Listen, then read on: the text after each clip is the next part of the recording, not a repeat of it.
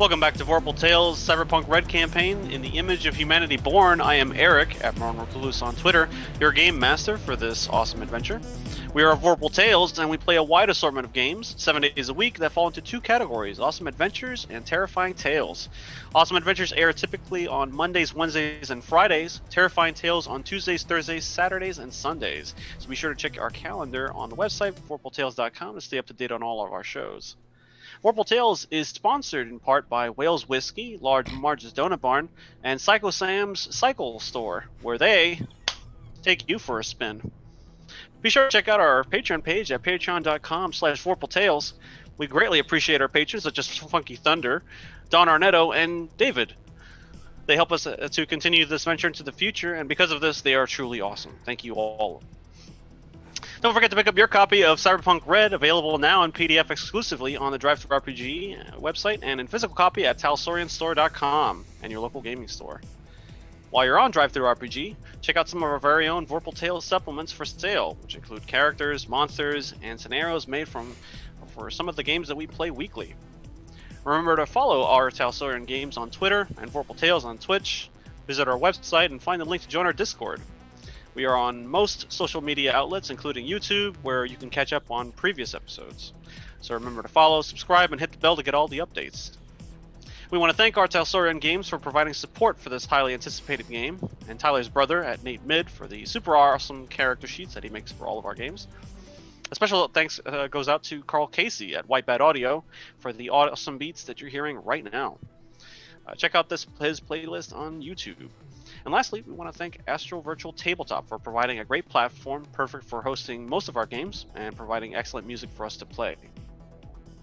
Edgerunners, tell the good people who you are, where they can find you online, and who you will be playing this evening.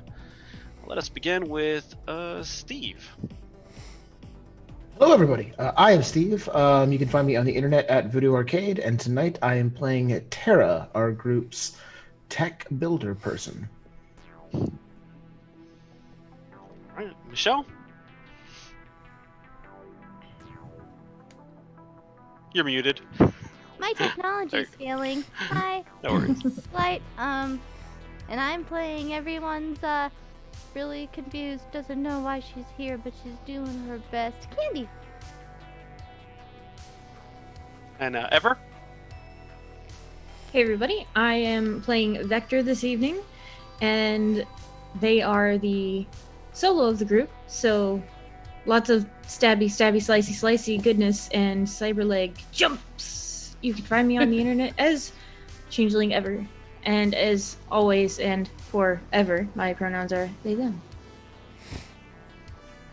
Dixie? Hi, I'm Dixie Cochran, pronoun she, her. I work for Onyx Path Publishing, and tonight I will be playing Cyanide, the rocker boy who is slowly sliding into media after we get out of this godforsaken fight someday. And her pronouns are also she, her. For now, at least. It's Cyanide. She might change. And Sean? Hey, I'm at Space Lord PJs. Tonight I will be playing Nomad, the Nomad. Aptly named. Aptly named. Yes. Third not appearing in this film. I thought about others, but this one really took me. Yeah. Well, just to recap, the team continued their fight against the drones at the Promethea ILS. They were swarmed by clouds of these miniaturized drones that were equipped with monowire-wielding appendages. Vector, Cyanide, and Terra made short work of some of the drones with their weapons, watching as the remains of one swarm would merge with and join with the others. Nomad outran some of the swarms in the containers outside of the facility as a large sandstorm rolled into the area, cutting off their comms. During the chase, the Firebird spun out of control and took damage from the bots. Terra ran into the autofac, narrowly avoiding coiled cables that came to life, and was successful in reaching the central console, killing the automata around him and ceasing the creation of more swarms. Rift used his mimetic suit to disappear and began moving into position to connect to the net architecture for the facility. He noticed a ghostly figure atop the turreted walls of the ILS. The figure used a grenade launcher with EMP ammunition to fire on the newly emerging drones. The Netrunner jacked into the net architecture, slid past the black ice, and took over the node that was being controlled the autofac.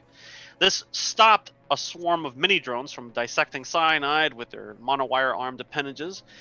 She and the others proceeded to go inside, while Nomad followed the ghost as it made its way through the bevy of containers and into its home.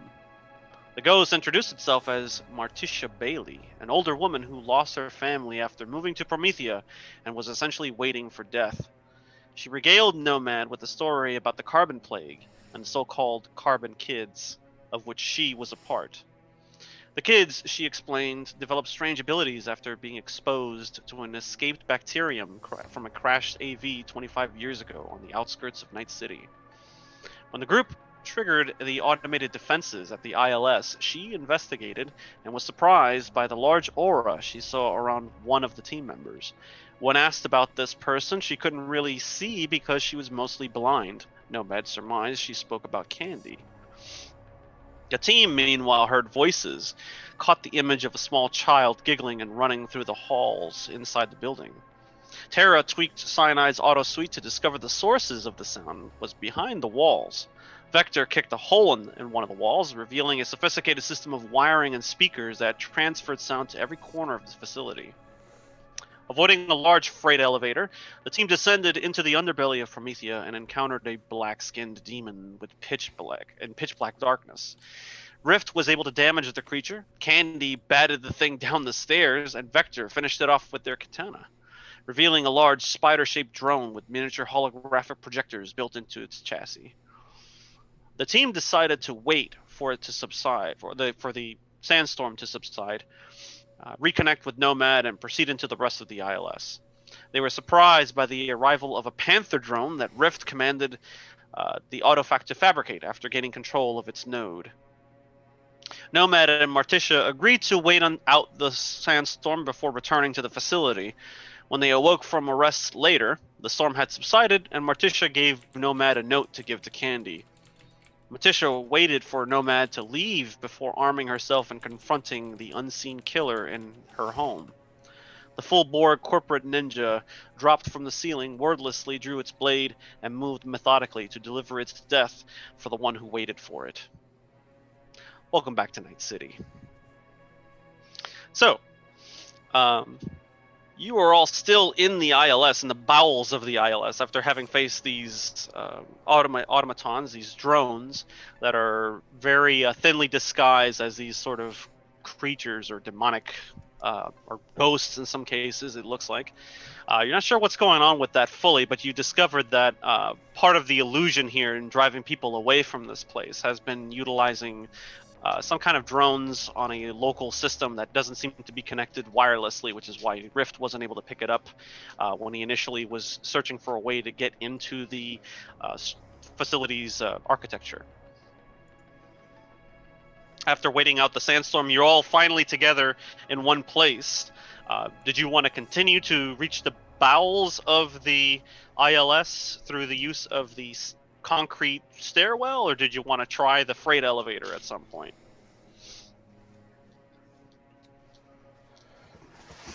I thought we felt like the elevator was going to be kind of a death trap, right? If we get in an elevator, then we're stuck in the elevator. I think it was pretty much unanimous. I just wanted to make sure. Yeah, that's what I remember at least.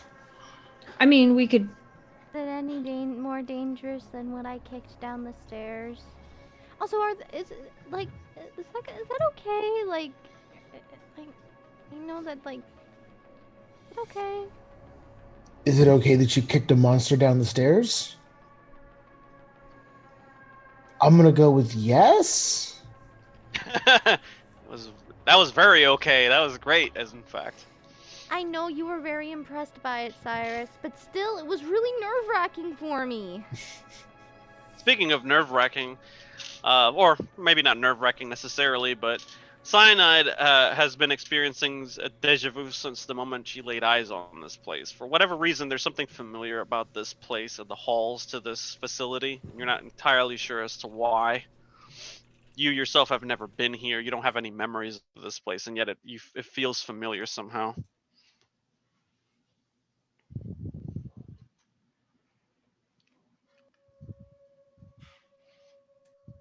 Cyanide assuredly does not like this, but that's about all that she's feeling right now. She's just kind of like, I don't like this. But there's nothing concrete enough for her to think that it's anything besides weird deja vu. So she's waiting until something like triggers something to tell other people, I think. Sure. What about the rest of you, Nomad? Other than delivering that message to Candy, he's not quite sure what to think about all this talk about robotic monsters in the underground, but he can't take his car down there, so Right. it's really disappointing. Wait, will the car fit in the freight elevator? Because that might change things. It might, but it might not. It's That's an about important. all it It's might. an, That's the it's only an place important it question. might fit. I don't think you can get to the freight elevator with the Ah, car. damn it. Okay, fair enough. Wait, how could... I mean, the freight elevator is for big freight. Like, wouldn't you need to drive a truck up to the freight elevator? Not necessarily. Is But there yeah, a- you might be able to get it through there. You don't know what's past that. All right, Hand carts exist, Sean, hand last carts. pitch. Is there a souped-up forklift anywhere? Not where you're at, no. Damn But then it, currently near the stairwell. All right, fair The entire ground floor of this place, it looked very wide and open, like 4 or 5 people could walk abreast down these hallways.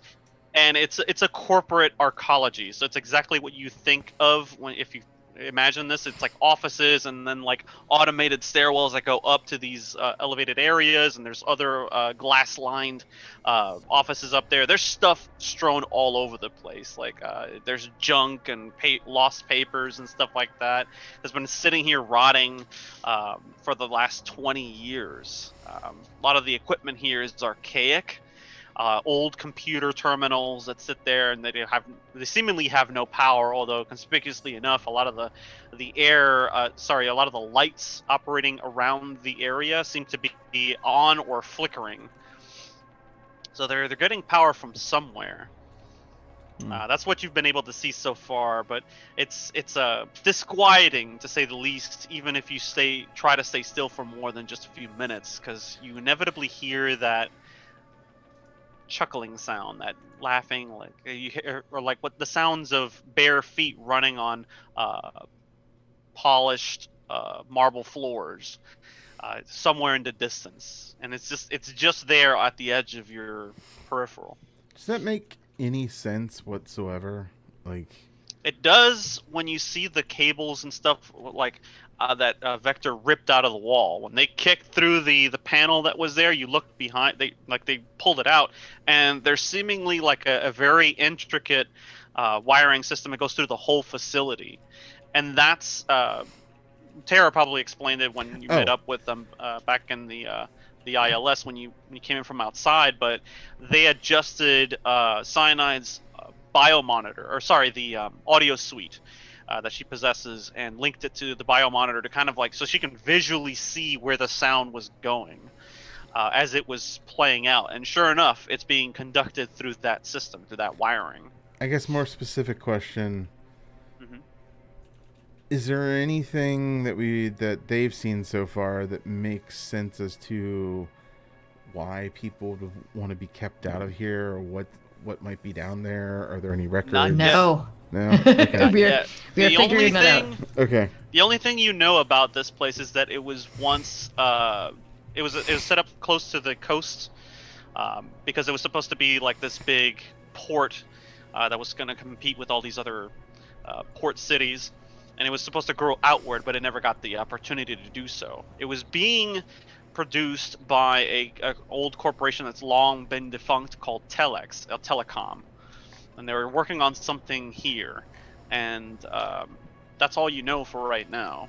Better question. There hasn't been too many opportunities to dig around for information, and Rift, your netrunner, has not been able to find anything of use, or at least anything that he's volunteered to use so far. Is there any way I could call some of the older family and ask them, like, do they remember this place? Do they remember what happened to it? Do they have any ideas? You could do Could've done that but where you're at beforehand. currently, Yeah, you well, could now that still we've go seen and it, call it- them, but you'd have to go out. You'd have to go back outside because the reception in here is terrible, All right, fuck it then. especially let's after go, the sandstorm. Let's go shoot some shit downstairs. That's what you want to do. Unless you want to poke around in some of the upper floors, you can continue to go deeper into the bowels of the ILS. I feel like all the good stuff is downstairs. Yeah. Oh, that there Hurry. were papers strewn about. In like every office of like multiple, many floors, there's papers all over the place. Yeah, but they're also like old. So Well, Yeah. Candy is gonna try to look at some of them and try to figure out what is, see if there's any sort of signs of anything what might be going on here or what used to go on here. Something colorful catches your eye, Candy, as you're just kind of looking around at the stuff that's strewn all over the place. There's old posters and things on the wall that are like rotting away, like they're faded from constant lighting, presumably. The one thing that you do notice is that there's one that catches your eye, and it seems to be some sort of an advertisement for something called New Net. Capital N, lowercase u, capital N, E-T. New net. Hey, does anyone know anything about New Net? you mean like not old net? No, like new, not new. Sound to say new net. That's no, the same thing. NU. That's just a misspelling of new net. Are you sure that new net's not the misspelling? Well, we don't call it new net. We call it op net. But it's the new net compared to the old net. No, this is something different. It's a service. They have really nice typography on this. I'm pretty sure that's Comic Sans. Okay, let me see. Yeah. What is it like? Do I notice anything? Does it ring any bells? Or is it just like a weird thing that I've never heard of? Do you have concentration? Do I have concentration? Where is that? Do.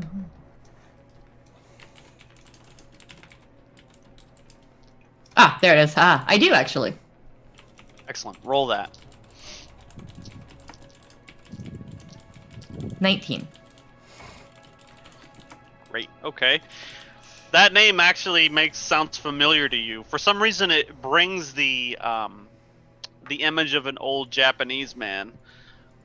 And when you think on it for a moment, you stop and you look up and you see his face in your mind, and he's bleeding. And you're kind of like, oh, that's weird. Okay, how do I know that? Why do I like that? That struck you somehow, and you're not sure why. I gotta tell you guys something before we go on. I have been getting major deja vu since we got here, but I don't know why. And just now looking at that, I had this like vivid fucking image of this old man bleeding, and I don't know who he is or why I would have that. Like an old Japanese guy? Well, you have been. You've been drugged with memory drugs, so it's not out of the realm of reason that maybe you were here. It's possible. I just hope I don't have to, fight myself downstairs. Could it just be warehouses and industrial parks tend to be similar architecture? It's sparking memory? It might be, honestly, but the new net thing was weird. Yeah, there's some sort of association between that word and that person and who they are, or who they were, rather. You're pretty sure they're dead, whoever they are. And I mean, of course, it's totally possible that, they weren't, making new net here. It was just an advertisement. So for all we know, it's somebody else advertised it here. But it definitely means something. And advertisements are meant to burrow into your head and spark things that, Usually not bleeding, probably dead dudes. Point taken, you're right, okay. Good All right, point. so, Yeah, I mean, good point. unless like an advertisement for a gun. And then that makes sense. or bandages. True. Hmm. Yeah, it recalls something that you experienced recently of like this person, and you watched them die in front of you, and it was a really weird experience, and you were just like, what? You woke up like in a cold sweat, and for whatever reason, that name brings up that memory. We should probably go downstairs, I guess. Yeah, you kind of leave that behind, and Candy, you look at it again, and you see down towards the bottom of the advertisement. There's a different font there that's kind of faded out completely, and it almost reads like it says Telex in big caps. I have a You question. continue to go down the. Yeah, go ahead. Do I still have my monochromatic jaguar, or colloquially known as Yes. panther? Looks like a puma. You can. I put it in the pins if you want to check the stats for it. Oh, you put it in the pins. Oh, is that what you posted? Ah, Mhm. thank you. You're welcome. You So I do still continue have to that. Perfect. descend down here. Anybody in particular taking point? That's the solo's job. Yeah, It's usually Vector. Okay. I'm for it. You it's surprisingly quiet as you continue to descend down to the bottom. Up to now, it's been a lot of noise. Now it's just real quiet. Once you get down to what seems to be one of the lower rungs, you see the lights that had gone out before just kind of like they start flickering back on. So you don't need your night vision to lead everybody else the rest of the way down. Two very, very large double doors, metal, shuttered, closed, and there seems to be what it looks like almost like a it's hard to describe. It's almost like a semi-translucent flooring right in front of it. Anybody here can give me a perception roll.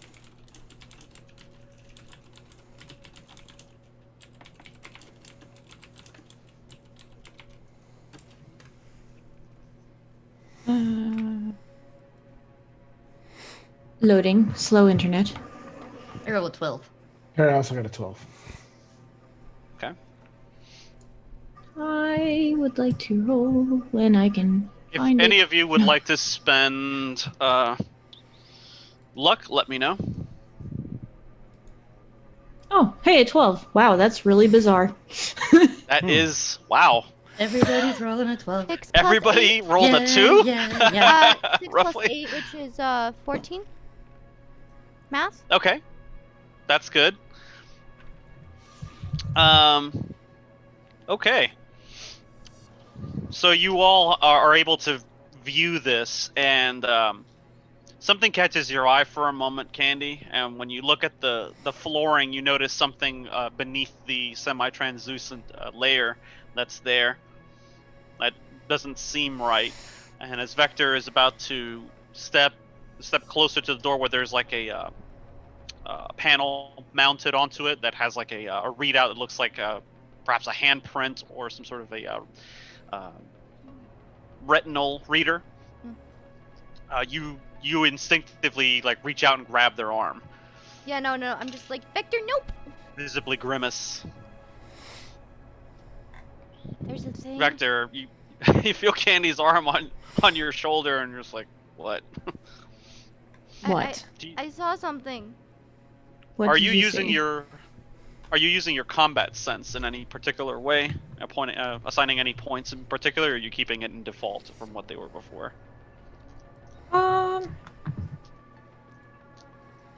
Oh, crud. My computer's decided to not let me switch tabs. Bad computer. Computer. Yay! Crud. Vector's gonna be a mystery the entire episode. Yeah, It's gonna pretty be much. like, let's guess at Vector stats. Let's see. What can I assign? Nope, that's the wrong sheet. No, not build character. I am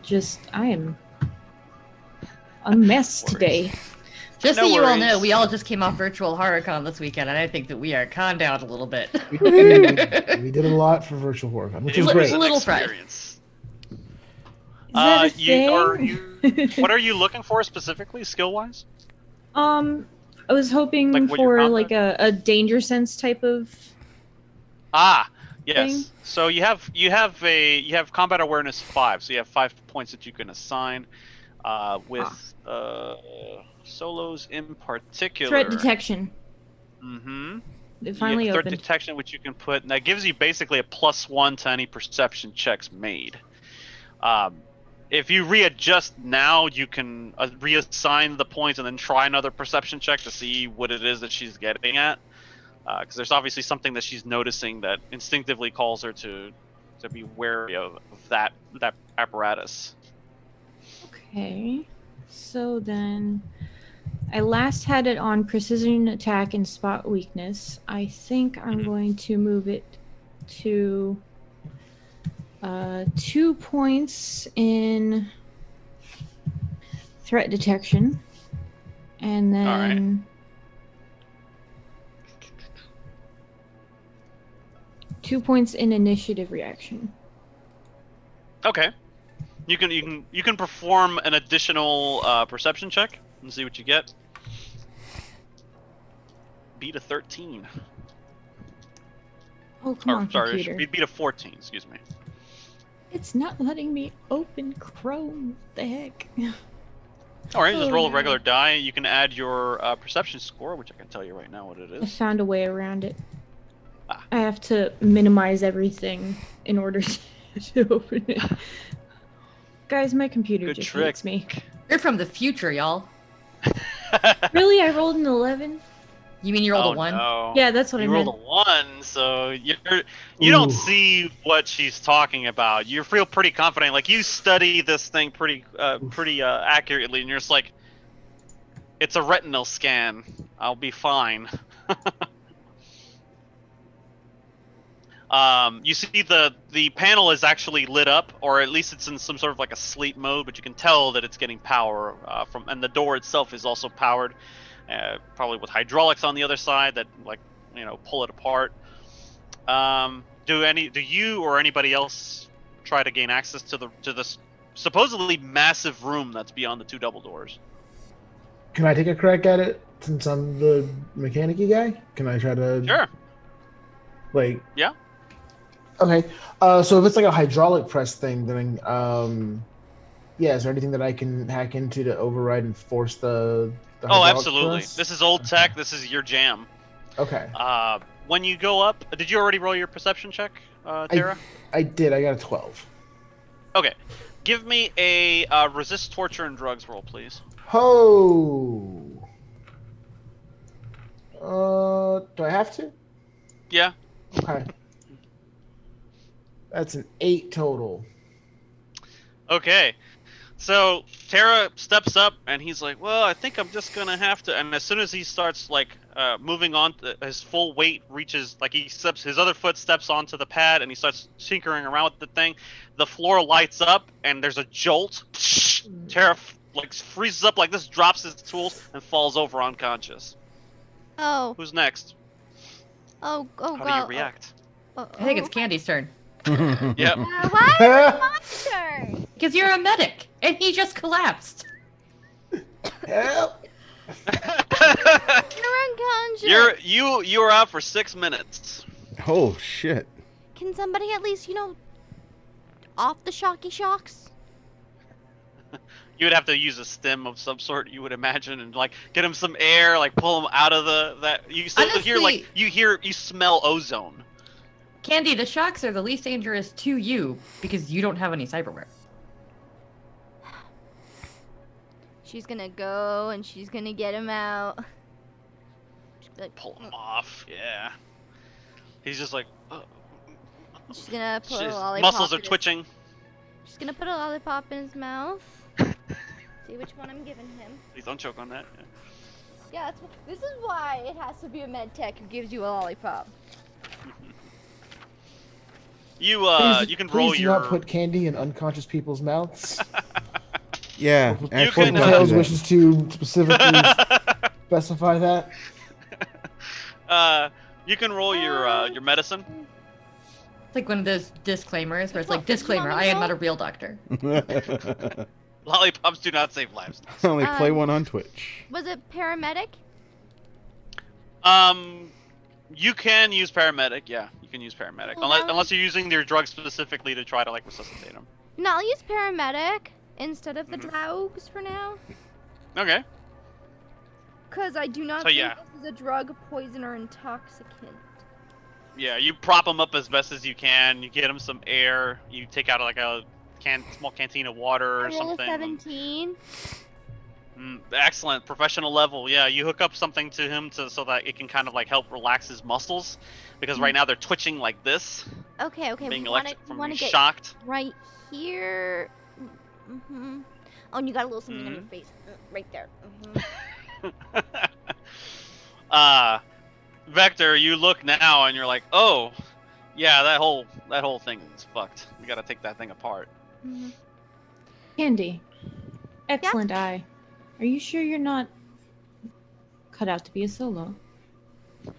Oh, no. I'm just very good at spotting small details because of nanosurgeries. You know You, how hard it is to find like a single piece of like a mercury splinter inside someone's like abdomen? Really difficult. So you right have now, about 4 minutes to wake up back up, Tara. Is anybody else doing anything? so we have a Yes. hydraulic door with a retinal scanner that is clearly trapped. Mhm. Can I get to the retinal scanner without stepping on the trap? Now that I know it's there. Yeah, you can. Well, it'd be difficult to get to it without being able to touch the floor. You'd have to like lean over and do some dexterous work to try to like put your handprint on it or something. What if somebody just held them over the? Wait, is it a retinal scanner or is it a handprint scanner? Unclear. Oh. It looks like it might be both. You're not sure because it has like Oh. that little visor that comes up that you can potentially put your eyes into, but it also has a large like area that you could fit your hand onto easily. On a hunch that I've been here before, Cyanide would like to try to scan herself. That's an excellent idea. If that Go means for it. that like Vector needs to hold me up so I can do it. Like if Sure. Vector like holds me straight, Yeah. slides me over there. Vector can roll athletics. Can I roll to assist in some way? Yeah. To be Athletics like and, still you and can awesome. use whatever is I better believe for in you. You just want to roll straight dexterity, or 20. athletics, whichever one's better. Did you say what? 20. And I rolled a 13. Whoa! Excellent. It's more than sufficient.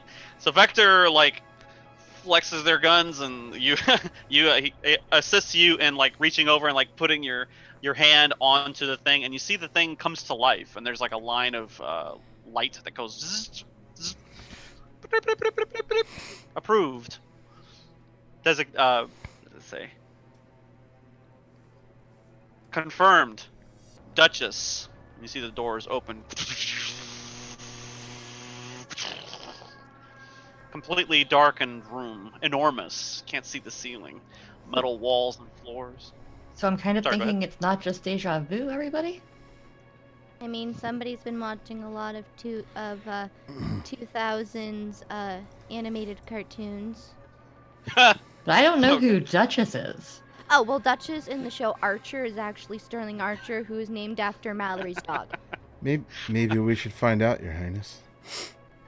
As For the the doors record, open it's up, Your Grace for a Duchess. Oh, Okay. I'm sorry. Your Your Grace. Grace. My 1,000 apologies upon your family.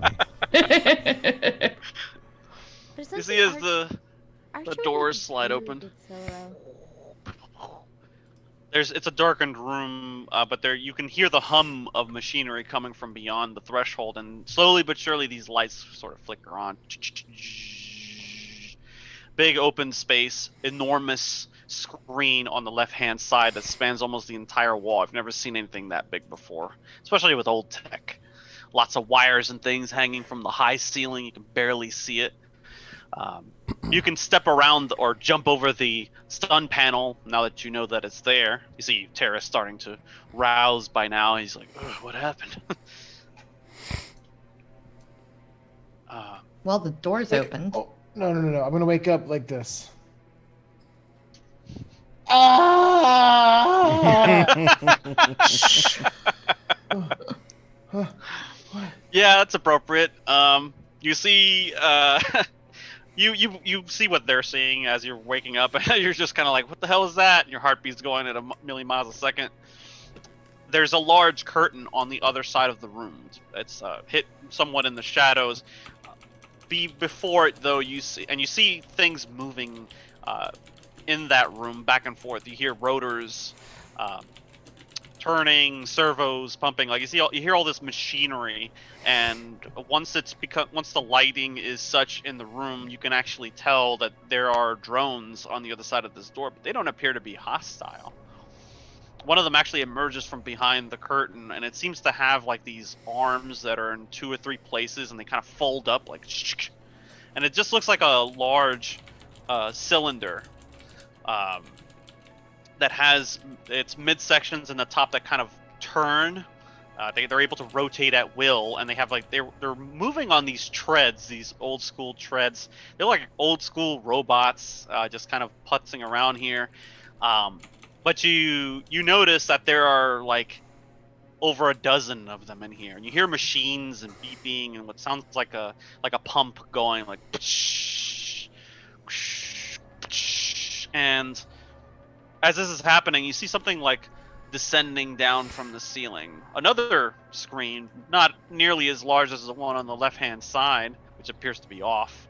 But this one comes on, and you see what appears to be this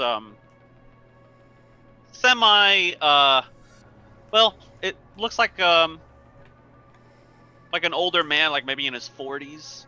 He's got parted hair. He almost looks like a Mr. Rogers look. And you see he speaks, and he looks incredibly lifelike, like you're in a live video call, but his voice is not right. It's kind of chipped, and it kind of stutters as he talks. Oh, hello. I'm Norman. Who are you?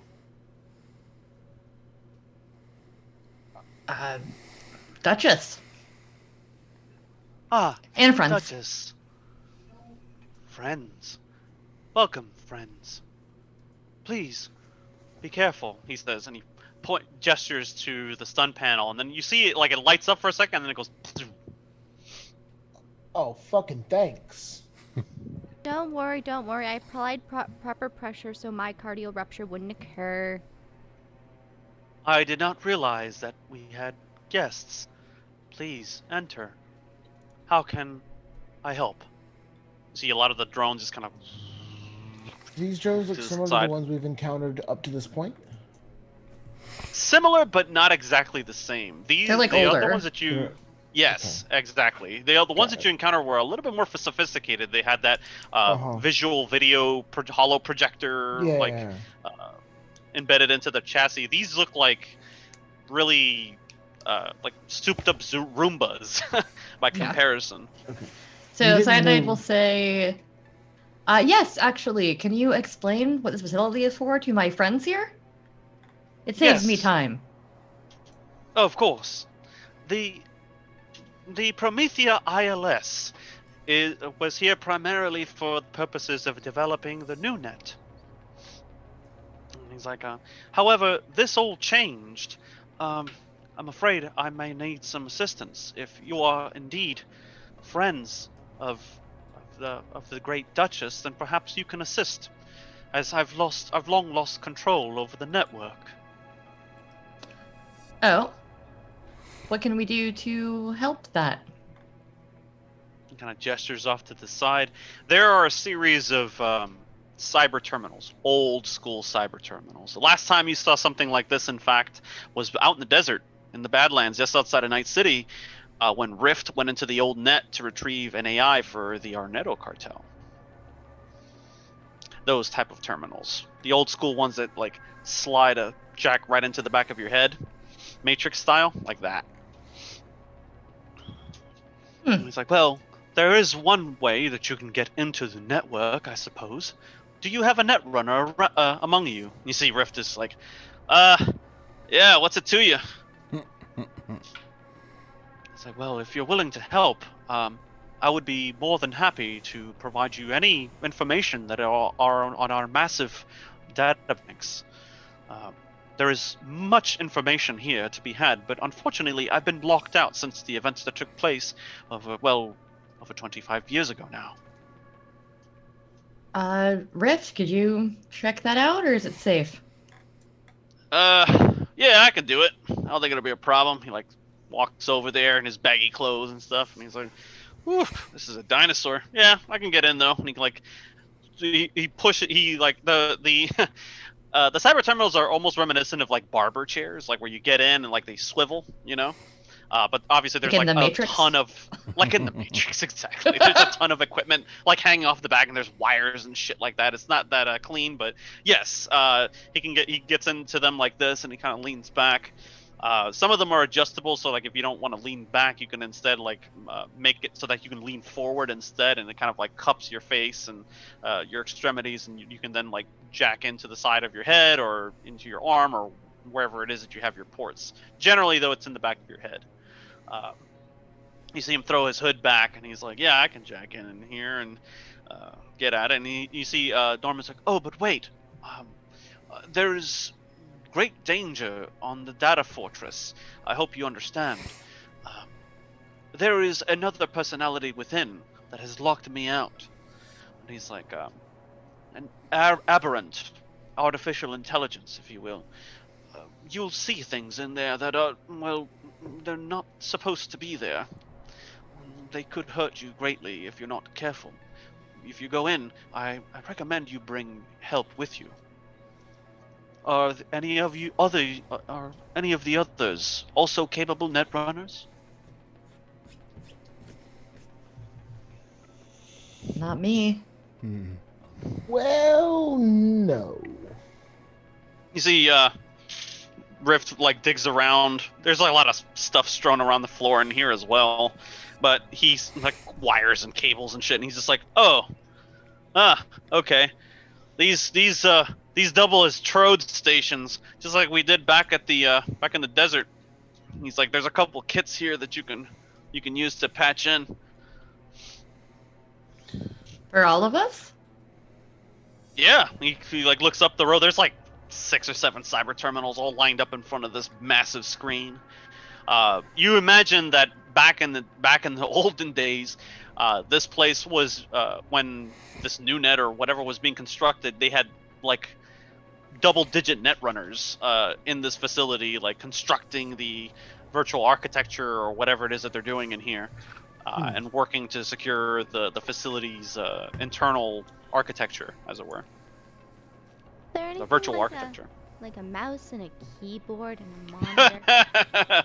No, nothing, not for what needs to be done. He's like, "Unfortunately, I've been locked out of my control protocols on the network. I'm only existing here," he says. 1 second. Okay, so You see Rift is like, "How the fuck is that even possible?" Like, Oh yeah, how's I thought this was guy- one integrated system. And he's like, "No, I'm afraid not. There are 2 systems, I'm afraid. And I'm on one, and this network is on another. It's a compartmentalized system, you understand." it's sort of like in that old 2000s television "Huh?" series Attack on Titan. Everybody Wow. looks awkwardly at Candy. There's like walls, and there's like the fancy wall with all the fancy people being all fancy and watching everyone else in the outer 2 walls die. Oh, that. That old chestnut. Nobody enjoys watching old 2000 films and movies and TV shows. Am I the only one who understands these timeless classics? I'm not really a cartoon person. They're not No. cartoons. Anime is art. It's still animated.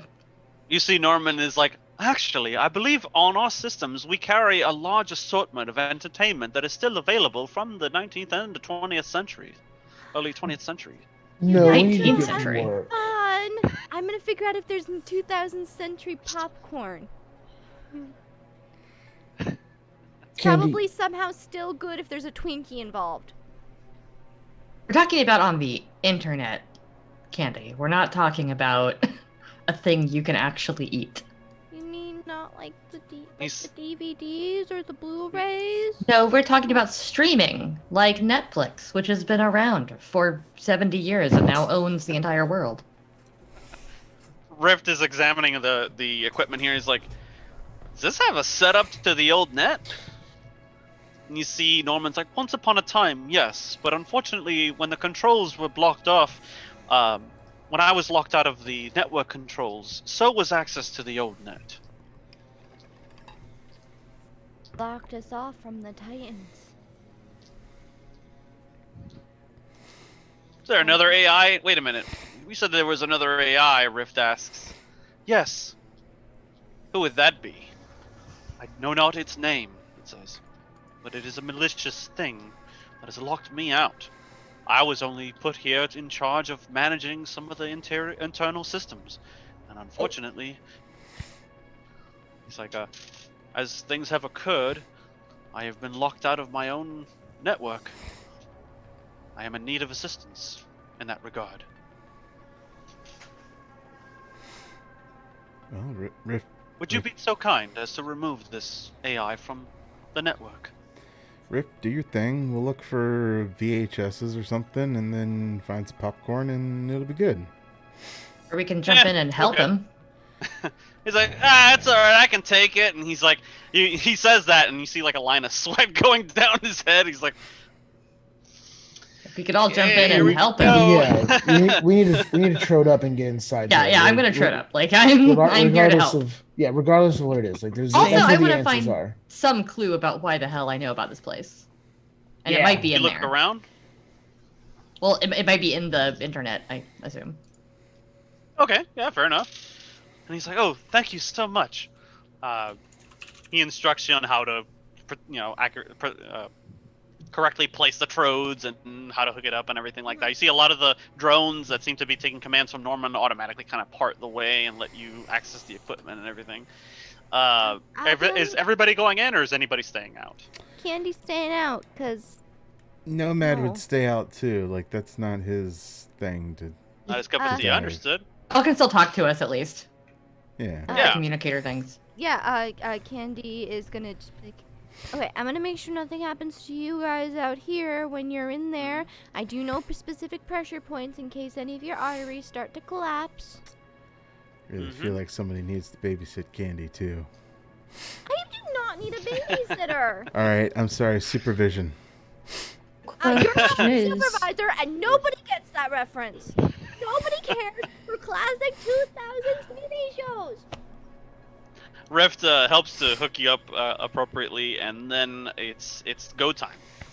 He's like, all right, Norman, give us the countdown. And you see it's like 10, 9, 8. Candy, as the countdown's happening and everybody's ready to like go into this virtual that exists, this massive data center, you look around, you notice that the curtain you see in the back of the room behind the monitor is shaped like a U.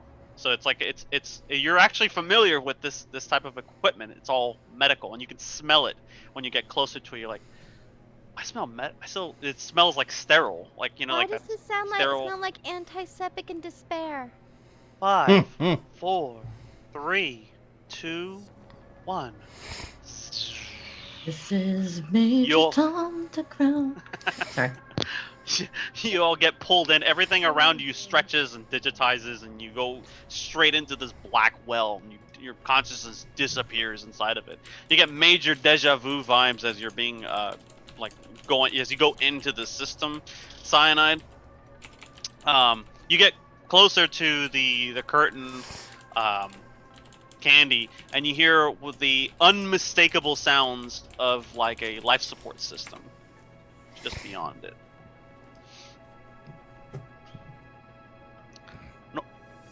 What do you do now that they're jacked in? Do you stay put in the room? Do you look around? Do you leave? I'm definitely gonna check out the medical equipment and figure out what year is it from. Is it still functional? Is it still within compliance of regulations? you go to pull the curtain, and this mechanical arm comes down, and like you see like one of those drones that emerged from it before, like steps forward and makes like a noise. And you see Norman's like, "Oh, I'm sorry, that area is off limits. Um, Thank you for Hi, your cooperation." I'm Dr. Candice Trinassi. No response. Nomad? I have full medical authorization, especially if those machines are on.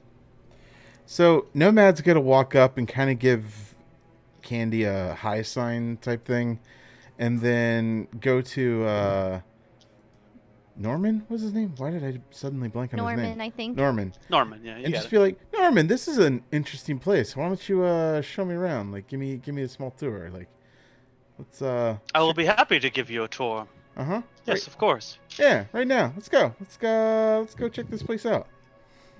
He gestures like this, and some of the drones like spring to life, and it's like they will guide you to where you would like to go. You know what? I find the drones a little, I don't know, creepy. I would prefer your frame to walk me around. That's cool. Your You know. frame. Yeah, you personally, just if you could like Oh, take me around. I apologize if I gave the wrong impression. I do not have a frame. Oh, And he's like, um, what area of the ILS did you want to access? he doesn't plan to leave, and he kind of just like waves Candy over, and he's just gonna argue semantics and robot stuff, and just Again. Well, this Are is- you What? are you trying to peek in? Is that what you're Yeah. trying to do? Yeah, he's like, Roll stealth. I rolled an 11. you should probably throw some points into that. I'm gonna put some enough points into it. Let's say 4 to make it a nice 15.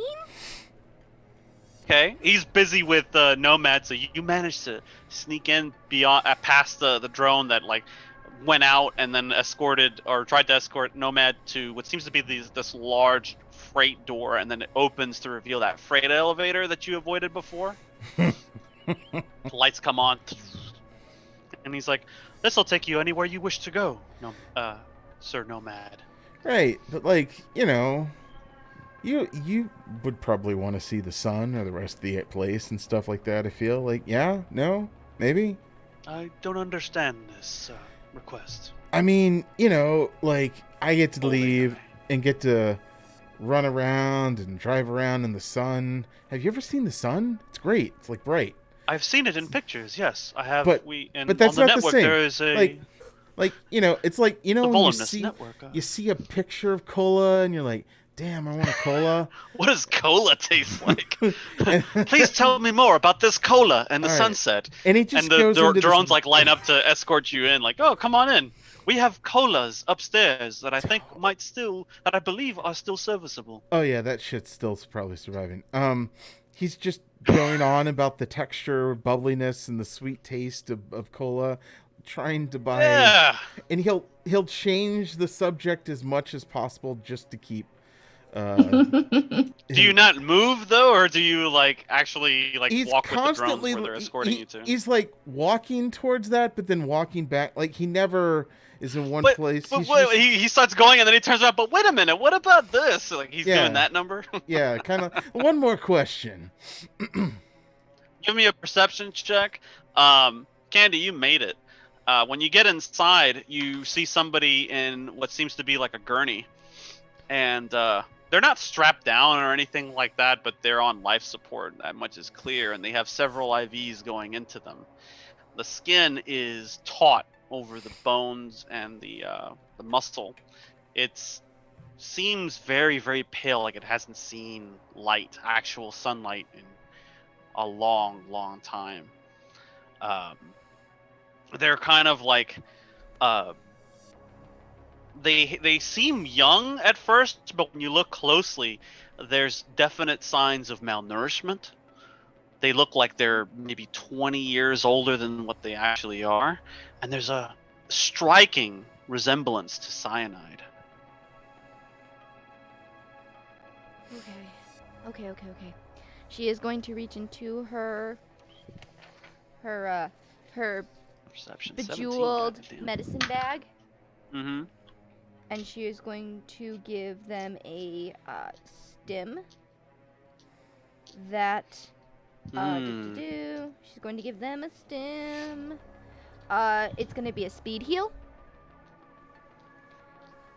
See the eyes Yep. flutter open a little bit, like there's a drawing in of breath, and with these silent, pleading eyes, she looks at you, and tears begin to brim on the edge. It's cherry flavored. She can't move. You see, Nomad, you keep turning back around, like, hey, but wait a second, like, what about like ding dongs? You got those up there? Like, Oh, yeah, I are they was just still about to say. good? You got the Talks Netflix. about bread and the What's the different types of bread. And just then, one of the drones comes up, and you hear like a tss, tss, tss, tss, as one of the arms tries to like grab you from behind and tase you. Give me an evasion roll twice. What? Fuck this. Yeah. Game. Awareness. No, where is evasion? Fighting skills. Found it. Boom. Yay! 19s. Suck that. Oh, Suck it. that. Oh no. Nice. Suck it with a 23. Holy Actually, crap. You survived one. You got one. All right, roll it again. I got a You got 23, two of sir. them. 19 and a 20. Oh dang. 19 and a 23. Oh shit. Look at you. It's good. Okay. So one of them tries to like grab you. The other one tries to tase you. Multiple arms. Roll another 2 evasions. What? Are you just gonna try to tase me into oblivion? 21. No. This is just the 2. You're being assigned 2 drones to deal with you because, you know. This is You this didn't is wanna the DM throw just it going, up. God damn it, I want him to get No. tased. 20. No, this is Norman just being like, oh, I can't have that. 21 and 20. 21? Oh shit. Okay, hold on. Oh wow. Okay, so I rolled once. Fuck that. Yeah. So you easily maneuver out of the way, like, whoa, hey, ho, ho, and like they're Whoa, like don't one get of them tries to handsy. grab you with the pincers, and the other one like rolls over on its treads, and you hear like a tss, tss, tss, as it's like trying to tase you with like these things, and Norman's like, that is not permitted. Norman, I And thought we were all... neither What? What you're doing, and you see like the just then like you Candy, you hear the curtain being drawn apart, like shh. And you see more of those drones standing there, and like you see like the normal lights that they had on turn red, and they start reaching out for you as well. Just then, the hand grabs you from your wrist, and you look over at the woman in the gurney, and she's trying to mouth something to you. Like, do you have read lips? I think I have. I think everybody has it. You can roll it untrained, but if you have points in it, this would be the time to roll it. I do not have it naturally, but Oh, shit. I rolled a 1. Mm-hmm. You rolled a 1. Rolled a 1. Wonderful. Didn't mean No. 1. What a time for that to happen. Yeah, you're just like, what? And just they start moving in on you too. Roll evasion 4 times as well, as they're gonna try to tase you. Nomad's gonna scream at Candy to like put her gun to the thing's head, to the girl's head. Yeah. She's gonna do the exact opposite. She's gonna take out her medical license. Damn it, Candy. You see those 2 drones just try to grab you, Nomad? The other ones start jumping up as well, like, and they all start converging on your location. Once we figure out what Candy's gonna do when she rolls her 4 evasion checks, and then it's gonna be you need to decide what you're gonna do, because you can get overwhelmed. A, B, C, D, E, F evasion. 4 of them? Yes. 2. I'm I'm clicking on it. Nope. And I don't know how many you got sent. Nope. No, that's not it. No, you gotta click the red button. Not the Okay, score. cool. This is why I was like, how did I roll all 6s? Oh, That wow. was weird. Oh. Oh, well, okay. You roll mine. Real roller coaster of emotions here. That was. Yeah. Does the 20 does the crit balance out the shit?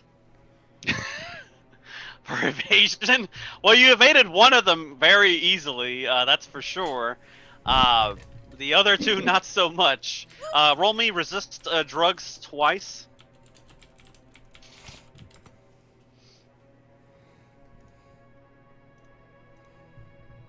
Joke's on you, I Pretty test solid. my own shit.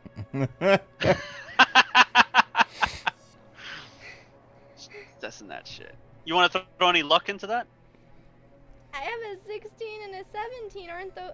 Isn't 17 like expert level? It is. I'll I'm make just a asking. 16 into a 17 to make them both like super extra. Okay. Extra. You managed to resist one as it's like grabbing a hold and like shocking your arm. You like slipped out of it. The other one grabs you though. Grabs your midsection, tries to like tase you, and you like you managed to get away just in time, but you're backed up against the wall, and you see the woman closes her eyes and tears come rolling down her cheeks as they start moving in on you as well. You're separated from Nomad by a large group of drones. Nomad, I need to know what you want to do. You want to try to bolt out of here the same way you came in, because the doors are starting to close. No, because that would mean leaving the friends, and that sucks. You want to jump in the freight elevator and see what happens? That sounds like a terrible idea. No, he's gonna go. Shit. Okay.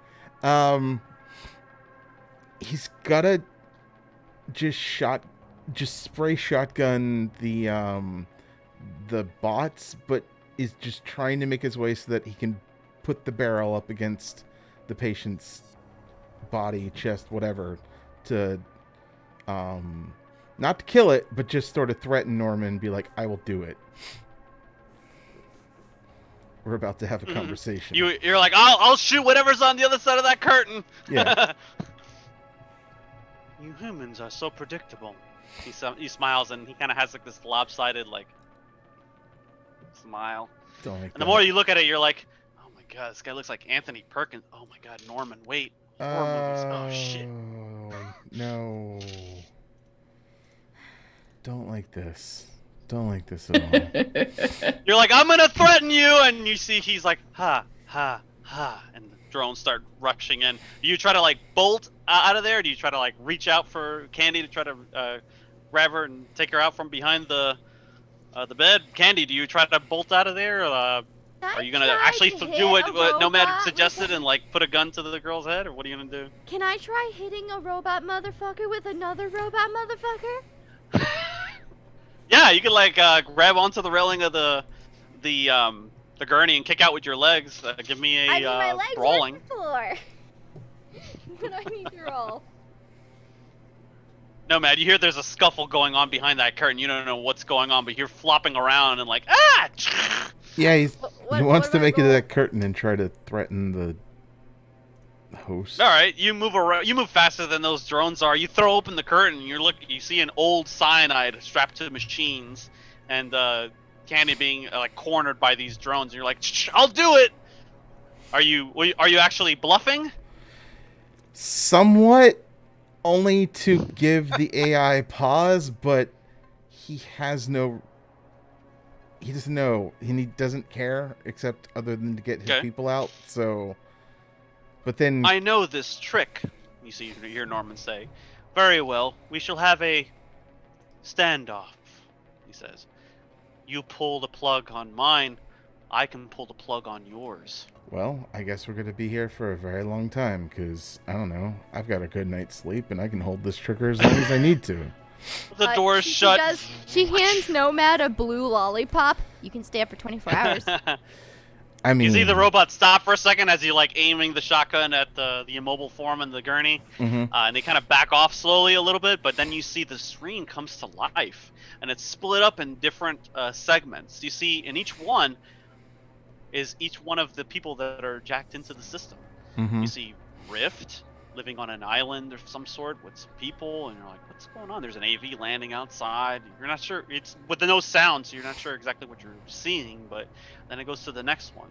That's what we'll transition over to one of you. Ah, fuck. Let's see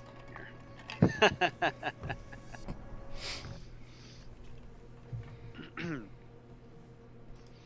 All right, so who should I begin with? Among you who bravely went into the network. Who would like to volunteer? All going in together, right? I'll go for it. You go for it. I'm curious, actually. What does the world look like for someone like Vector, if it was idealized for them? Oh, Would they Everything still be makes out sense. killing things and doing what they're doing Bel- now, or would it be a vastly different existence?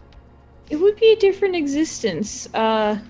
Actually, Yeah, it would be. that's what I Think thought. of Kyoto, kind of very traditional, but also having, modern tech. Yep. They would have their Got it. family, Yeah. and they would have never needed implants in the first place. You hear them arguing again. This time it's about you, and it draws you out of the experience that you're in at the moment. The lights, everything went dark initially, and then everything went light. And you realize, oh shit, I fell asleep with a brain dance on. What the fuck am I doing? And you hear them yelling, and your dad like goes into your room and like takes off the little brain dance machine that put over your eyes, that puts you into the simulation of somebody else's life for a time. And you see he's like, what the hell is this nonsense? Cyberpunk Rad by Moron Recluse. Fuck that guy. He tosses this shit. He's like, get out of bed. It's practice time. Oh my god. Sorry, that was It's like- just. He's like, get up. It's not. This isn't lie down and dream time. And you hear your mom in the other room. Is like, please don't do this again. They just need their space. And so he kind of has like this look on his face, like, don't undermine me in front of our child. I'm sorry, he says, and he holds out his hand for you to for him to. You're lying on a mat, on a practice mat. I told you those things will rot your brain. Come on. You get up and your legs are your own. No metal at all. Oh, that was very realistic. That's what they always say. You see another person around your age, a young shogo walks in, and behind him is his guardian, Ariashibara. He walks in, he bows to your father, he bows back. Practice is about to begin, he says. He motions to the mats. He's like, where are the other students? And he's like, it's going to be a short session. Close the doors. Close the paper doors to the dojo. There's all this loud noise coming from outside. Somebody's like driving by and like loud basses, booming throughout the neighborhood. And he's like, you all sort of assume the different positions in the room to like meditate before, and like practice your breathing before the session actually begins. Is there anything you do specifically, or are you like, what are you doing while you're here? Like, you feel like you just woke up from this weird dream, and like now you're back to reality. You have like, everything, feels real here. You're like, yeah, I remembered I fell asleep. I remember putting the thing on and like having this really weird nightmare as I fell asleep to this brain dance. Oto-san, what? Where is everyone?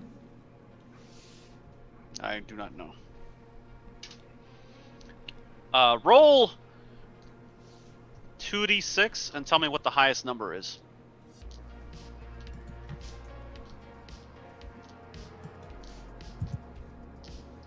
Oh, 6. 6. You hear his voice, and it almost sounds like it's echoing, like there's a weird reverberation. And you have those paper walls, those paper doors, like surrounding the edge of the dojo. Harashibara and Shogo sit down, and they, they're practicing their breathing techniques. Your mother is somewhere else in the dojo, but you see there are other forms, silhouettes, just outside of the doors, and they appear to be like pounding on it, like shaking it, like trying to get in, but there's no sound when they do it.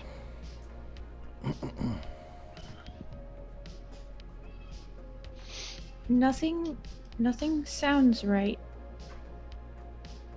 What did you say? Nothing sounds right. I told you not to use those brain dance. You see, it's already happening, he says, and he motions to Harashibara, who like opens one eye and just shakes his head like, "Don't do that." And he closes his eye again, and you're just like, "No, I don't hear any sound." And he's like, "I told you, it's rotting your brain. Concentrate on your breathing," he says. Hi. Do you close your eyes to the silhouettes? There's 2 of them there. Sorry, 3. I will wait till his eyes are closed again for meditation, and I will stare intently and try and figure out what's going on. Oh, so you stay put. You don't move towards where the silhouettes are. Right. Because Dad's weird telling me to happens sit when still. you do that. Yes.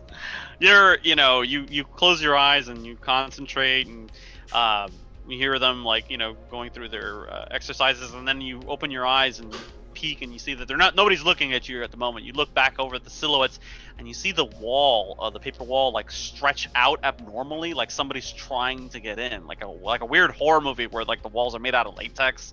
It almost looks like that, like these faces are trying to like make their way in, but they just can't. How do you react? If I am not the current Vector, I am definitely not as brave. However,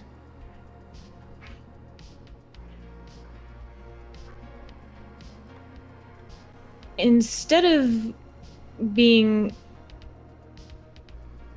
curious and just pulling them open, I would pick up one of the boken and kind of sneak towards it and poke at one of the faces. You see, like, you poke through the fabric of the paper wall, and it tears abnormally. There's like this weird sound, like this gurgling digital sound, like, and like as that happens, you see a face on the other side, and it looks like somebody you know. This woman with like a sort of like a buzz cut, punk cut with like, green, like neon green hair and shit, and like they got a coat on, like piercings and shit, and they're just like, "You need to get," like it seems like they're mouthing something like, "Get out!" And like as you're starting to see or get glimpses of these things that exist beyond the walls that no one seemingly is also able to see or hear, the wall starts to like curl back up, like almost as instantly as you as soon as you cut it, like it starts to fold back up, and then everything glitches out, and you're sitting at the you're sitting in the kitchen, and you see your father is sitting there as your mother is pouring hot sake, like in a bowl in front of him, in a cup, or sorry, hot tea, and you're also sitting there with them, and you're like, all of a sudden, like it just sort of resets, and you're like, well, what was that? Like you almost, it's like a faint memory for a second, and then you're just like, oh, I'm having tea, okay, and like,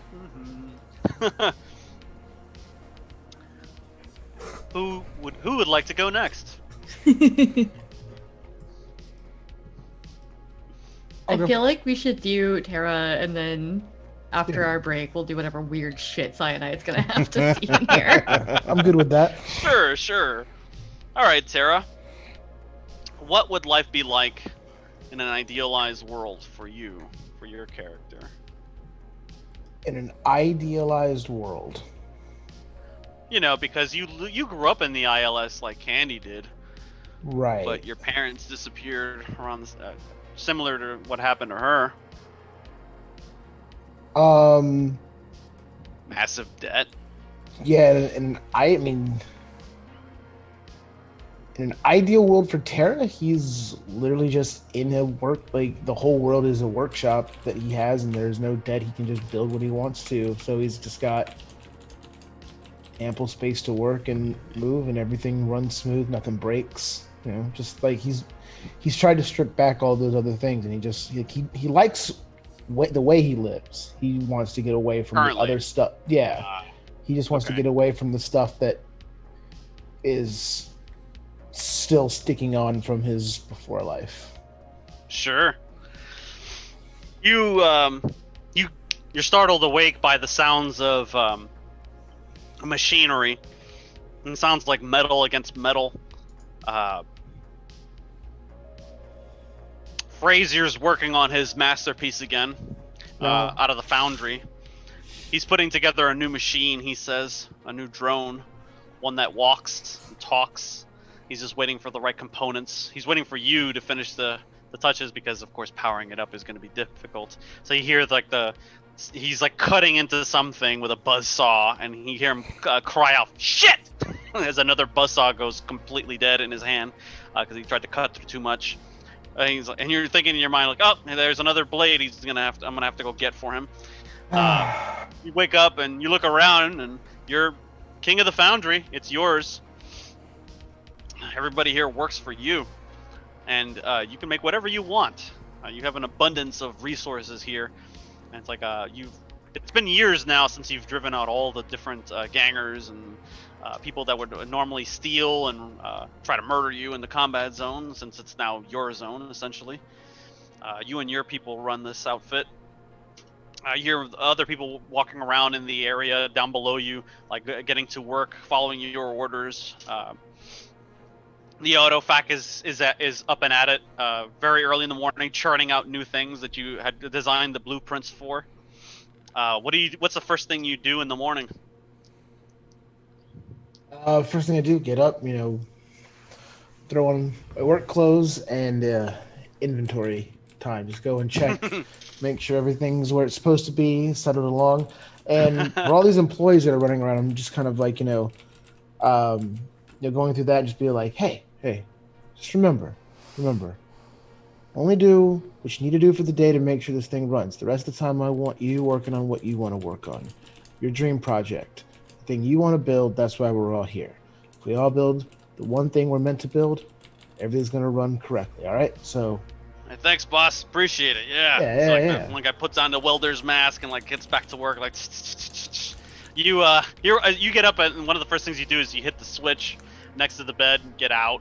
You start putting on your overalls and stuff and start getting your tools together.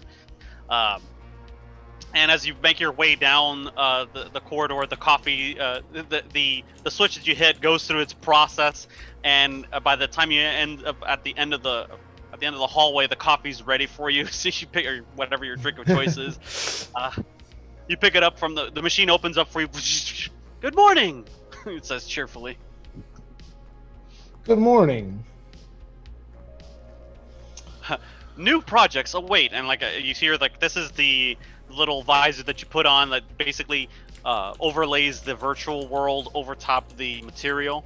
So you have like every single update you can imagine, like being piped in from like a satellite feed somewhere, and you're like, oh, okay. Well, here's the weather's over here. Stocks are across the bottom. Those projects that I asked get for, rid all of those those. packages are over here. do not like the stocks. Go away. Wave your hand and they're gone.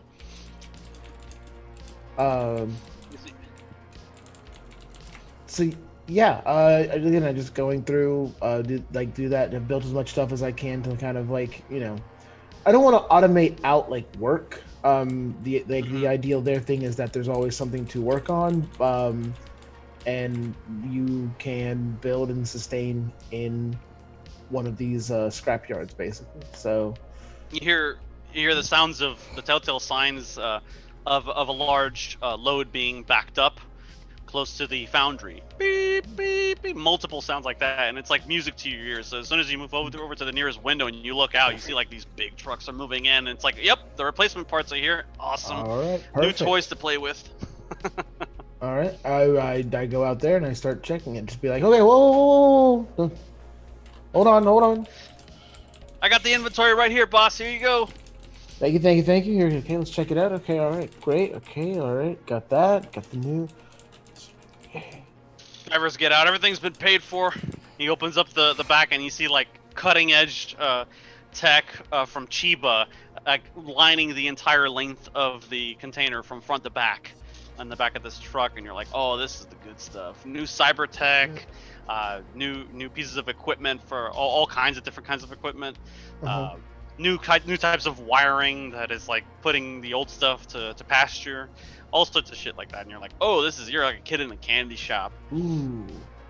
Oh, I'm gonna, And just then you hear, I'm gonna rewire everything. Okay, yes. Just then you get like some distorted sounds coming in from the side from one of your speakers on the little visor that you put on.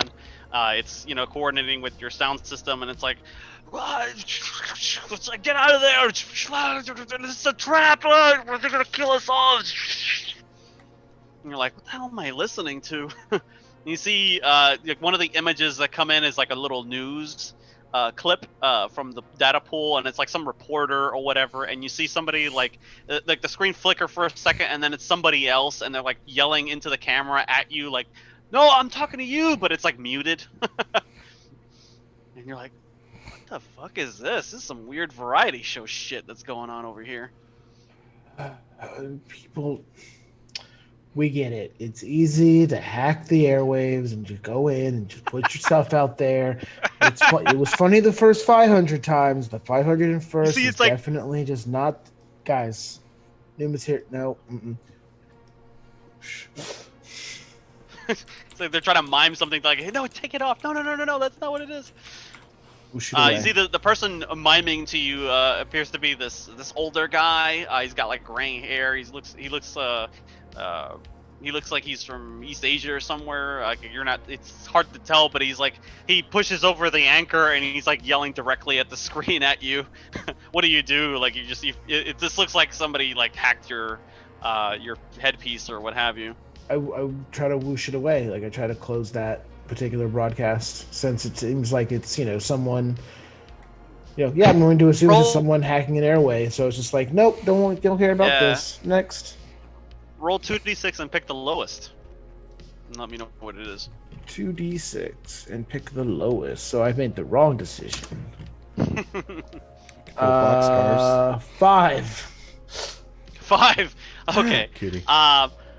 You don't succeed in being able to just swipe away at the video clip easily, but you see like there's another face behind the old Japanese man on the video, and you see it's like this woman that seems familiar to you somehow, and there's a third figure who you can't really make out, but the second figure is just like seem to be reiterating or trying to reach you through this thing, and they're holding a sign that says, "Tara, wake up," and that's where we'll stop for our break.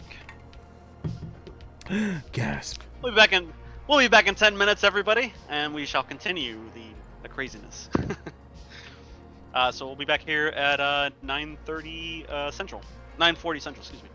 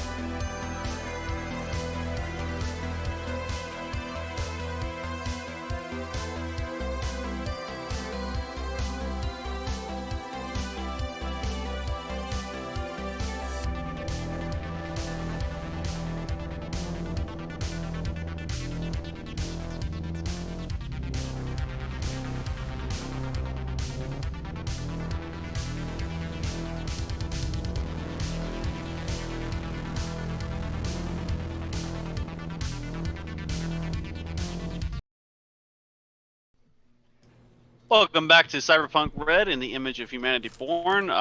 We're back to get to reality, so to speak, relatively speaking. We're going to continue with Cyanide. And what would her ideal world be like inside this virtual utopia? In Cyanide's ideal world, she is still a rock star because she likes that. She likes making music. Sure. She did not get mixed up in all of this stuff, even though it's kind of exciting to reveal her. I think ideally she'd rather not be in it. But also her rockstar self does not have like a manager. Like she manages herself. Like she's a global superstar. You own your label. I kind of yeah. She like owns her own label. She has other artists that she works with. It's just all about the art and not about people like invading her home or attacking her on the street or any of that stuff. Like she's just like a universally beloved pop star. Like there's still some like weird fans and stuff because that comes with the territory, but like overall, people just like her. Chill. Like she's just cool, and she gets to play music, a couple nights a week, and read a lot of books and watch a lot of vids and stuff in her off time, practice. Okay, fair enough. She has that like late '90s Gwen Stefani life going on. Sure. She's just doing okay. The Euro tour is going spectacularly well. You just finishing up the last night in Zurich. The crowd is absolutely electric. They put a special suit on you that basically projects whatever it is that they want to project through the system through you. So like as you're on stage, they see the outline of your body, but inside the confines where your skin would normally be, it's whatever they want you to project. So like you see like old video clips or whatever, or like the Berlin Wall getting torn down, or I don't know, whatever it is that you want them to see, they see it inside of you, like projected onto the fabric of the suit that you're wearing, the head to toe suit. But they can still hear you because you have the mics put in, and it's linked to the audio system. So as soon as you sing, anything you do, like they hear it throughout the entire amphitheater. It's a big outdoor performance, and there's lots of lights, and there's like the tens of thousands of people there that you're playing for, and they're all going completely bananas the moment you finish up the last set. And they turn on the suit, and you're able to project whatever it is that you want them to see. What is it that they see when the suit activates? You hold up your hands like this, and you hold that last note, and it starts playing on the skin of the mimetic suit. Mm-hmm. And everything is awesome. And everything is awesome. Flowers are blooming, blue clouds, like it's this utopic scenery that they see, and it transitions seamlessly from one into the other, and it's almost psychedelic. It's very like Bjork meets Billie Eilish. You got it. That's it. Yeah. So yeah, everybody's kind of like completely wowed when that happens. It's like the showstopper.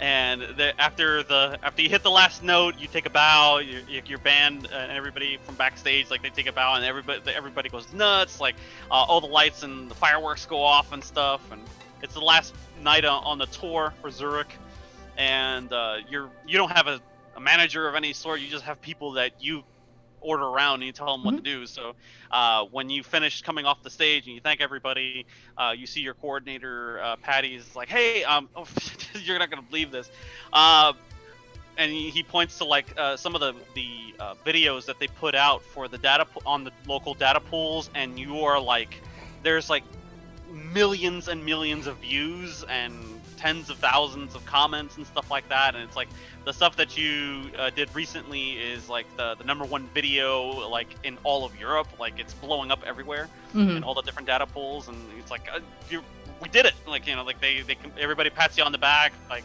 oh, good job, like they thank themselves. And afterwards there's like a small respite from all the noise and all the anxiety and stuff. As you get backstage, it's almost euphoric for a moment, but when you get back, you finally get a moment to take a breath. You're like, it's just you in your green room. You have like a wide assortment of outfits in that room, and you're finally able to collect your thoughts while you're there. It's completely silent, soundproof room.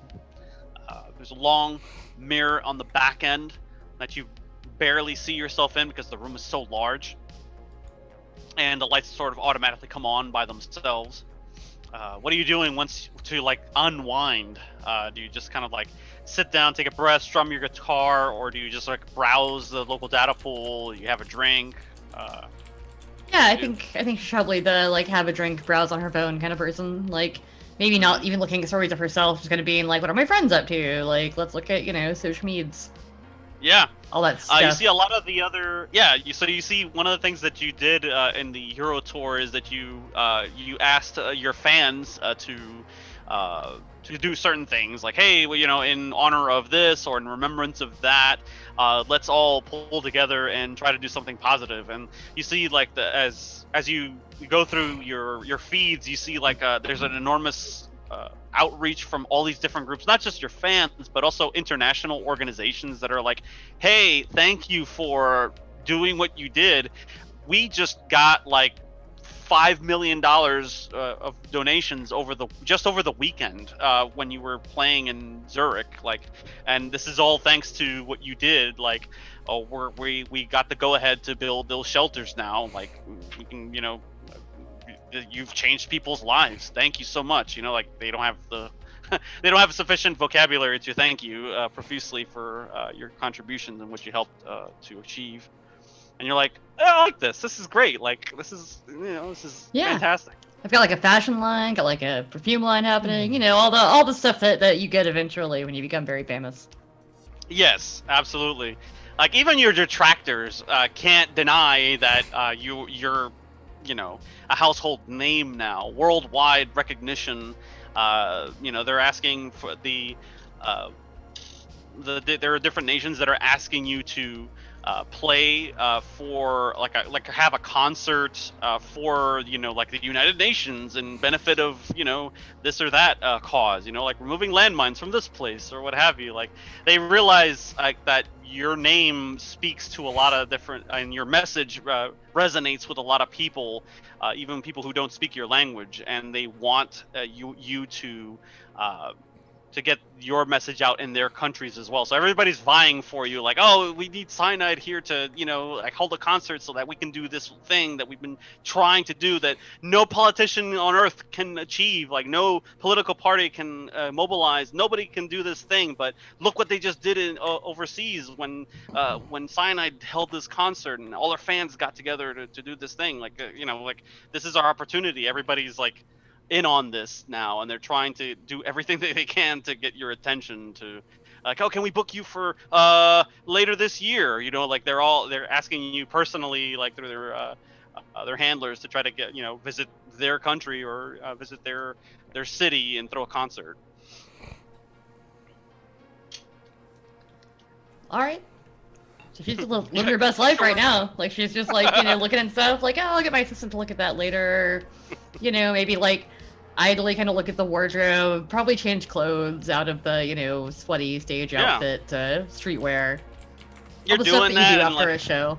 Yeah, you get yourself comfortable and you're scrolling through like the different feeds, and every once in a while something comes in, some big negative comment or whatever, and the automated system immediately deletes it. Like, before, it's there for longer than 2 seconds. But it's those 2 seconds that is just enough time for you to see fake, in all caps, lies, poser,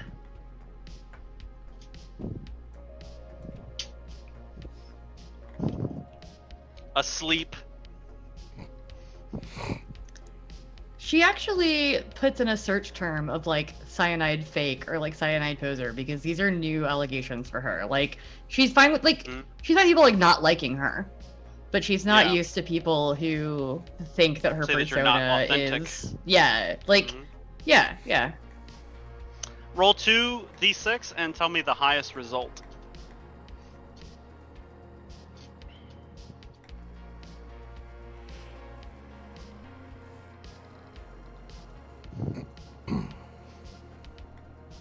Got a 6. 5, sorry.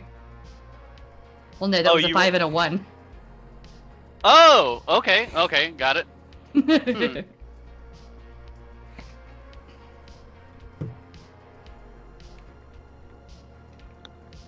All right, so you look up fake and cyanide, and you see like there are entire websites designed like very old websites. It looks like or areas in the data pool that point to like, oh, she's totally fake or whatever. But this doesn't look like what you just saw. Instead, this seems like this is like old business. Like, oh, she wore this dress, and like, how dare she? Like that kind of nonsense. But when you search, but when you do that, you see some of the same comments that you saw on your feed show up there very, very recently, and you keep seeing things that you don't recognize, like names like Dutch or Jazz or Nova. They seem reminiscent. They seem like you have a weird deja vu moment when you see those names. Like you're like, where do I know that name? Huh. But it's the same person like posting the same thing, like fake, wake up, like you're asleep. She's gonna go actually walk toward the mirror. Try to get a good look at herself, look at her eyes, be like, did I get like dosed? Like, what's going on? This is weird. Is it my makeup? Like you're like trying to check, like, is it the biomonitor? Are they able to like, and like you like take a look at your eye, and when you stare into your eye, you see you see something there for a second, and it's the biomonitor's kicking on and telling you like, oh, you're in low light ambient now, like da da da da da. And you start seeing little things come up, little weird artifacts that you didn't see before in your user interface. And it's like it's just sort of like it looks like static for a second. You're like, I think I gotta get my optics checked. What the fuck is that? And like, you're not sure what that is. And when you look back to the mirror, there's somebody else staring back at you. It's definitely you, but you don't look like you, or at least you don't look.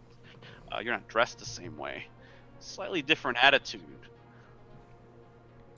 Cigarette hanging out of the corner of the mouth, shaved sides, long, bright neon green hair, little heart tattoo like right on the cheek, thick green, like almost like army Kevlar looking flak vest jacket, like looks like a trench.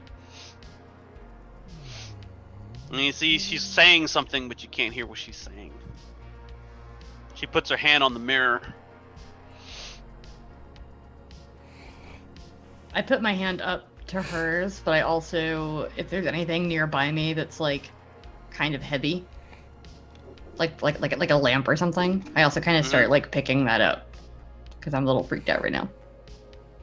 Yeah, you're like, you go to reach out towards the mirror, and your other hand goes down to like the chair to like grab a hold of it. Perhaps to steady yourself, as this is like a very strange thing that you're experiencing right now. Let's see her. I'll put a picture for you in the Discord. You put your hand up to the mirror, and just then all the lights go dark. And you hear a voice. You weren't supposed to do that. Naughty, naughty. Creepy. The lights come back on. There's a glitch. There's like a... And you're entering in from the outside again. And you're like, oh man, that was a hell of a concert. Okay. Start taking off your mimetic suit. You start getting, you're like, I did this already, didn't I? I did that. Wasn't I just in here? As soon as she realizes that, like, I will walk on. right up to the mirror again. Mm-hmm. And just start like doing the same thing, like kind of examining it. Like, this was weird a second ago, wasn't it? Wasn't I just looking at this? Like, what's happening? Somebody else greets you at the mirror. It's Yamane. He's bleeding again. This is how you remember him when he died. Before you hooked him up to the system. And before you initiated the Soul Killer program. He puts his hand on the mirror as well. And he starts writing in his own blood on the mirror. Wake up. kind of look around frantically, and I'm clearly where I'm not supposed to be. I just pick up the chair and just shatter the mirror with it. roll 2d6 again, 3d6, sorry, and pick the highest.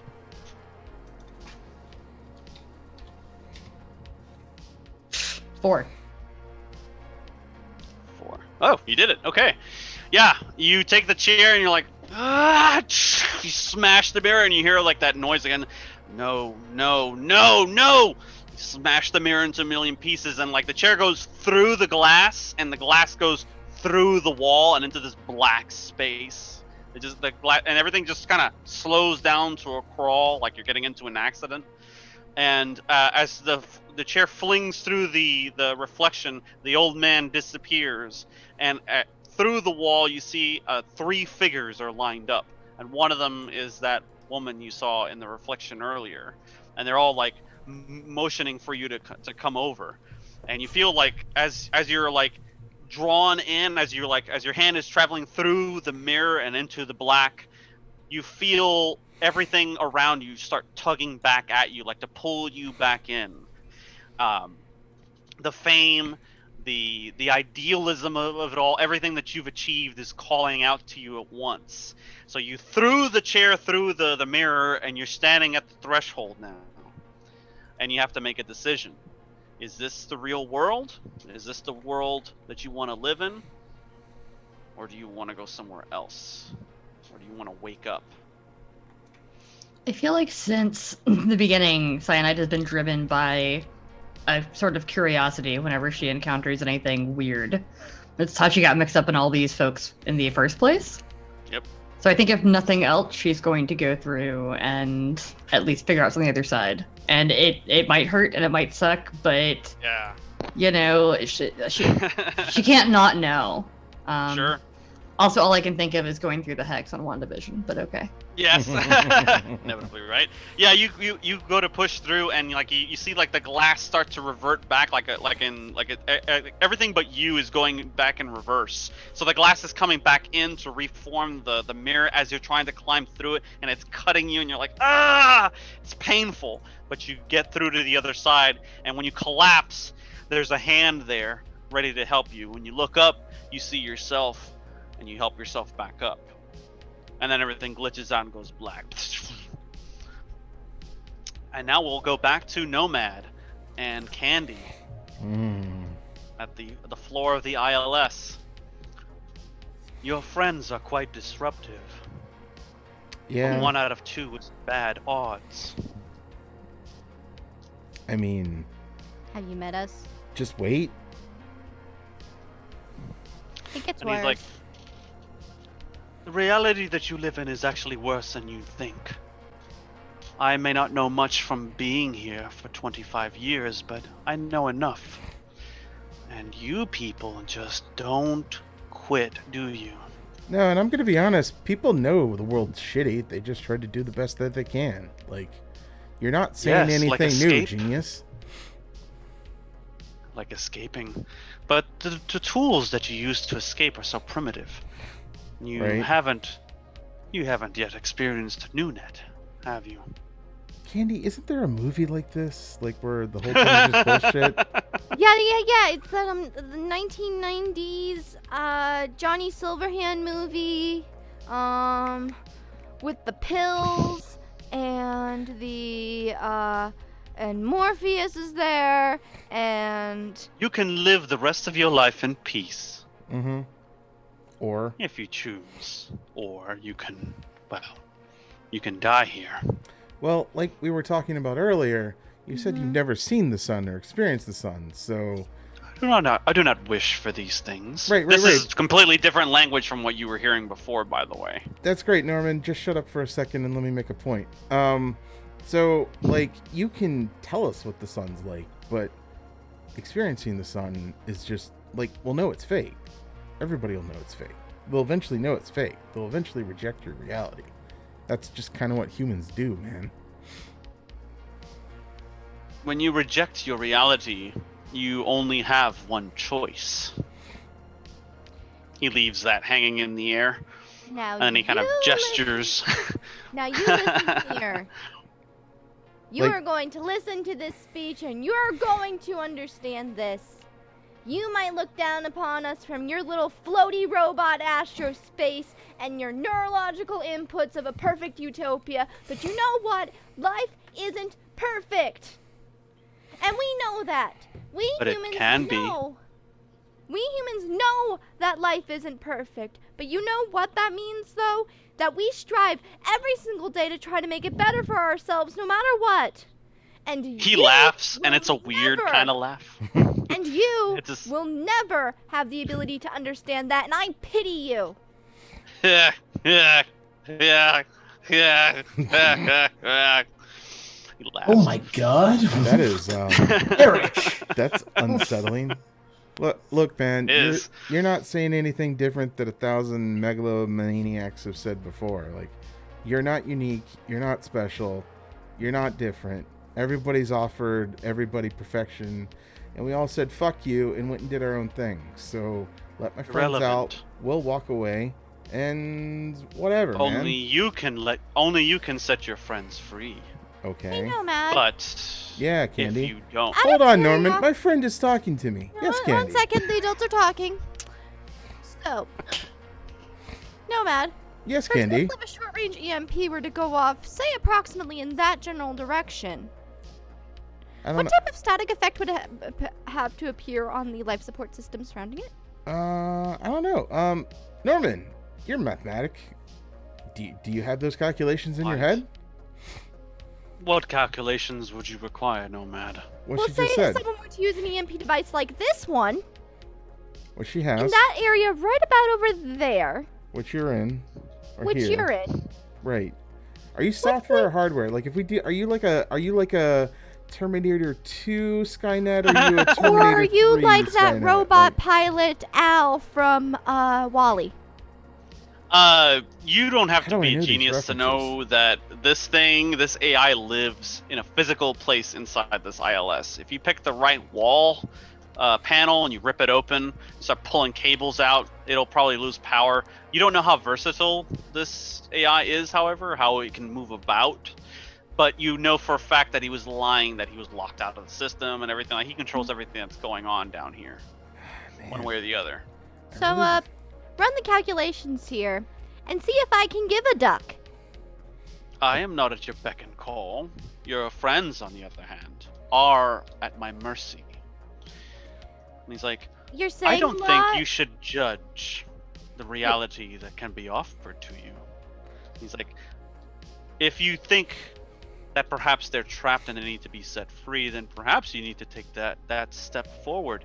If you're so confident that you can tell reality from fiction, then perhaps you should prove it. Perhaps not to me, but to yourselves. Well, no, I'm not getting in your whirligig over there, because I know my reality is a purple sports car about 3 floors up. So, That's what you named her? what? No, wait, what? No, Hmm? I thought you named your cars. I do. It's called Gladys. Leave me alone. Anyway, so Oh, like that media. what? No.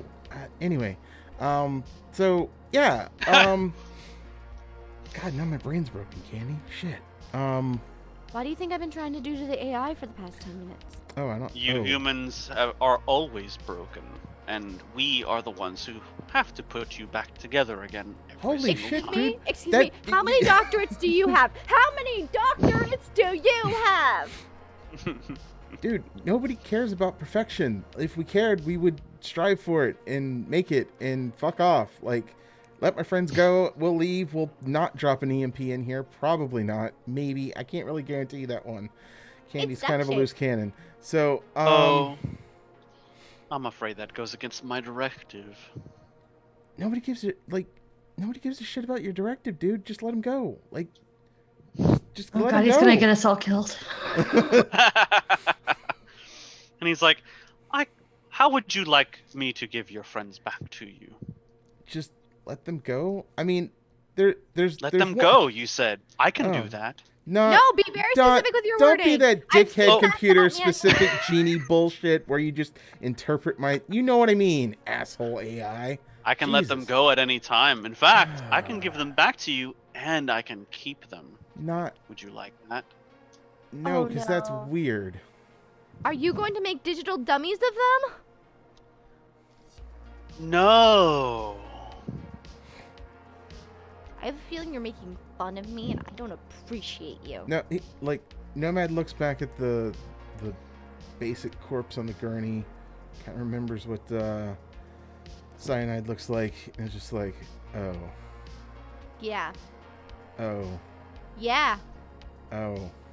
Yeah, it's cyanide's Weird grandma. because he's been tending, or the drones at least have been tending to keep this thing alive for a long time. It looks. This thing, excuse me. Yeah. It's cyanide's grandma. Eric. Like, Sorry. why do you... No, I said this thing, referring to Norman, has been keeping this person alive for a very long time. Oh, okay. All right. I'll let you wreck on that then. Yeah. There was a glitch, and then Eric actually said this thing. Nomad, it's cyanide's grandma. Why do you... Cyanide's grandma's dusted. No, I think it is cyanide. I think that's the point. Like, he just makes copies of her. Why? Like, Norman, what's the point, dude? Like you. This thing is inscrutable. Like, this is not something that you're gonna win a debate with. You know. No, I get Okay, that. I'm just cool. trying to like talk him in circles enough to try to give myself enough time to figure something out. Not possible. With this one, you're gonna have to make a decision. You have to word you choose your words very carefully with him. With it. Okay. Look, I Norman. mean, we could go the punchy, explodey route. This is the first time I'm advocating for it because this guy's an asshole. I'll drop the charade for a moment. If you decide to go against these drones that are in this room, you will lose. Unless you have a very ingenious plan, yeah. You should use your business. Yeah, your business. I am a corporal. We'll make a deal. Okay, I am going to use my business and strike an airtight contract that includes loopholes for us. Go ahead and roll. For him. Curious what you would get. So I'm gonna roll my business. If anyone wants to believe in me really hard. None of us in the Matrix can believe in you. We're all in the Matrix. All of a I mean- sudden, You're literally in another world. all of a sudden, everyone trapped in the new net goes, "I do believe in candy. I do. I do." I Everybody don't. claps. My utopia actually didn't include any sweets. 17 business. 17. Wow, that's impressive. So for a normal person, that would actually be something. But this thing is just like a sphinx. You know, you're like looking at it and you can't tell if it's lying or not. And it's just like, you're amusing. Do I look like a corpo? Is that the correct language? The correct nomenclature at this time? I You don't want to cut choose deals. an answer that's not going to hurt your feelings. Yeah, but cutting deals is human, so let's cut a deal. There is no deal here. We are at a standoff, or an impasse, if you will. Right. Which You is why kill the my terms- you kill her, I kill your friends. Which is Right. why the Which is terms why of we're this not gonna. All right. Anyway, so look, what do you want? What is your end game? What are you after? Like, what can we give you that you need? I mean, obviously you need some more bodies because these are all starting to wear out. So If you can find the old Japanese gentleman and the one who looks like her, he points to the old cyanide, you can maybe get rid of them.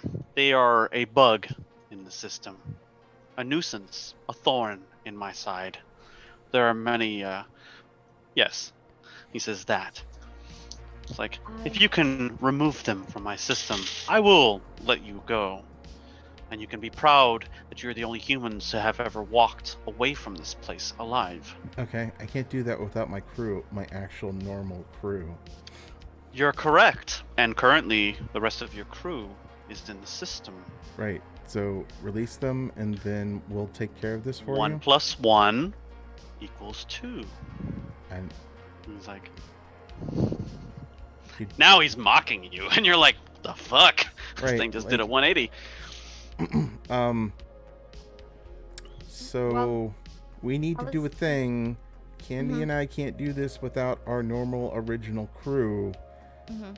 So, I'm a people doctor, not a robot doctor. right, so you can release them as they were. We'll I go will. do this thing, and then we'll be good. Get rid of the programs that are bugs. I'm not able to do so. They have help. But if you are able to get rid of them for me, I can let your friends go, and then you can walk away from this place. The offer is yours, of course. I can wait as long as you need. I've been waiting for over 25 years now, he says. Wait, and he wait. points to like the cyber terminals. Here- Candy's Go ahead and jack in. Candy's gonna whisper to Nomad. Mm-hmm. So you named your card Gladys. Yeah. Why? That's what the, That's where. Portal the master plan is 2. Gladys. No, Well, no, I have not the card out. Gladys. Like, like you meet at a diner. Oh, I thought you meant like Portal 2, where there's actually separate AI cords that you actually No. need to get rid of by blasting them off into space. What are you talking about? A plan to make this guy a potato. Oh, I can hear you. And Yeah. I don't care. You don't understand any of these 90s movies references in pop culture media because nobody in this world You- understands my pop culture media. You humans lack subtlety in enormous quantities. I can perhaps aid you in this and make you better. so where's the old? Where are the people that you need dead? Inside the system. And like, when you gestures like this, 3 other screens show up. One of them is of this, like, you don't know what to make of it. It's like bits of info. It looks like static, like on a TV, and it's in the outline of a person. And then the other 2 people is an old Japanese man with blood running down the side of his head, and the other one looks like the woman that is on the gurney. How is she doing, by the way? Does she have like vital signals? Is there anything I can do to like, can I just examine, make sure like if there's anything I can do? You can try to piece this together because now he's sort of showing his hand, so to speak. Oh, he's showing behind the curtain. If you have, what would be a good one for that? I do have cryo systems. I do have a point in cryo systems. I also have the paramedic, cyber tech, basic tech.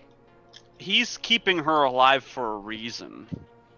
But you don't see why, because he wants to kill her in the system. Like, that person on the gurney is inside the system, and he wants to destroy that version of them. So, Candy's But gonna... for some reason, he's keeping the body alive. Candy's gonna lean in.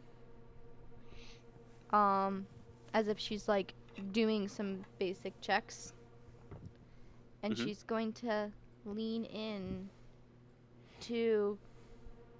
Cyanana? I don't know. She's gonna lean in and see if she can whisper what she was trying to tell Candy earlier. Cyanide. While you're doing that, you see your Norman remark, "Oh, 2 of your company belong to me now. Excellent."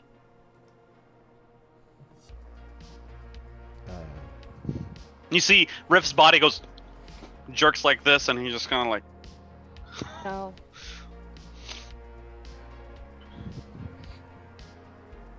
what do you say to Nomad? All of this is out of my field of vision, but those look like different neurological responses due to external stimuli approaching through the brain.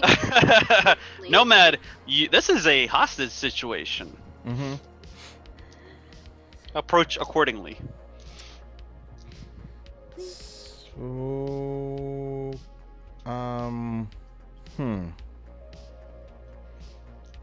please pick up. While you dwell on that, we'll go back to Vector here for a moment. You're finishing up the tea, and you still hear. You remember hearing those, or you're not hearing, but you remember seeing those things try to come through the paper walls at you. Like it's still sticking in your head for some reason. How do you react? You see like your family sitting down with you at the table, and they're having tea quietly. They're reading the paper, or the scream sheets rather, on the tablet.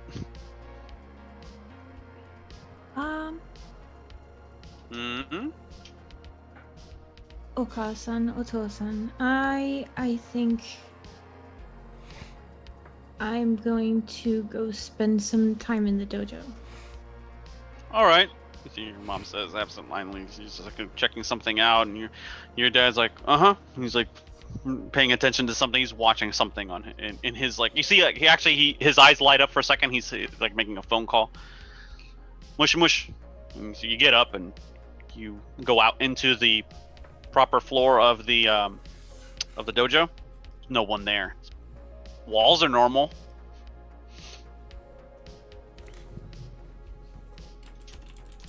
There's an old song playing over the PA. It's something about a Mr. Sandman, something like that.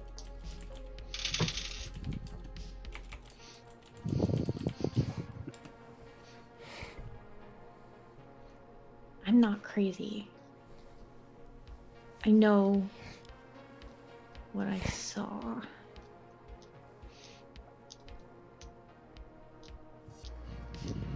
I'm always told to trust my senses. So I sit down in the center of the dojo. Mm-hmm. And close my eyes and I focus.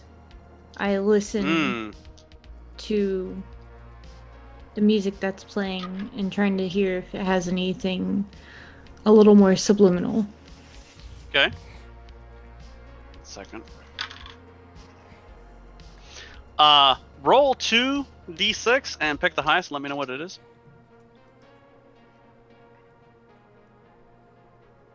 5. 5. All right. You're having a hard time concentrating on what you saw before, but you think you can recall what they were trying to say. Something about a trap, and they were just trying to. It looks like they were trying to alert you to something, like they were warning you of some sort of danger. And you heard them saying a name. Did you have a different name other than Vector before you became a solo, or is that always your name? It kind of sounds like a solo, like an adopted name. Okay, so apologies, I never actually gave that some thought. Time to confront your past, as it were. I'm gonna go kind of cheesy because as a kid, my favorite anime was Cardcaptor Sakura. Okay. So I'm gonna go with Sakura.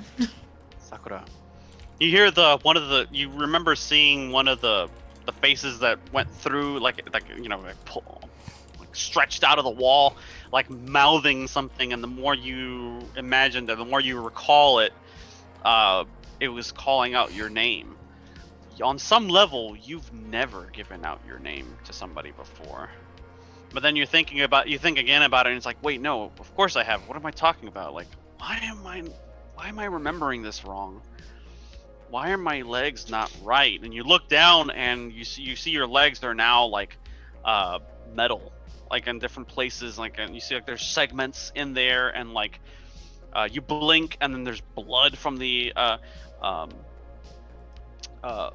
procedure on the mats, and then you blink again, and it's gone, and you're just like, oh, your head feels swimmy, and like the room starts to spin a little bit, and the silhouettes are back, like almost like a Greek chorus, and they're standing there, and they're like pounding on the doors and on the walls.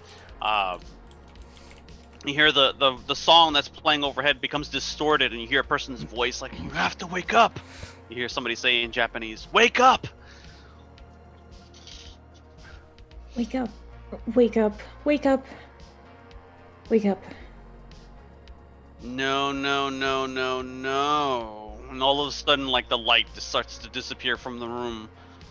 He's like, "You're not playing by the rules." And you see as the lights come back up, that glitch starts to happen, but this time you like clench down, you focus, you hold on to that moment, and you see as the stuff is starting to try to reset, it's stopping. Like it stays in like this weird glitched out mode, and the walls sort of disappear and break apart, and it's almost like you're sitting on a stage, and there's a puppeteer looming up above you in the darkness. When you look up, you see this man with this sweater vest, perfectly parted hair, and this lopsided grin head, like smile, like Norman Bates in a word, and he's like staring down at you, and it's like, that was naughty. And you see this big hand reach down to try to grasp you. Just then the walls like crash in, and you see the three forms are actually there, and they're like trying to grab a hold in you, trying to pull you back away from it. And you see the big looming form, and it's like, I can give you your old life back if you choose. If you go, you'll be broken forever. And he like reaches out to grab you. Do you accept his offer? Do you really want to say goodbye to your parents again?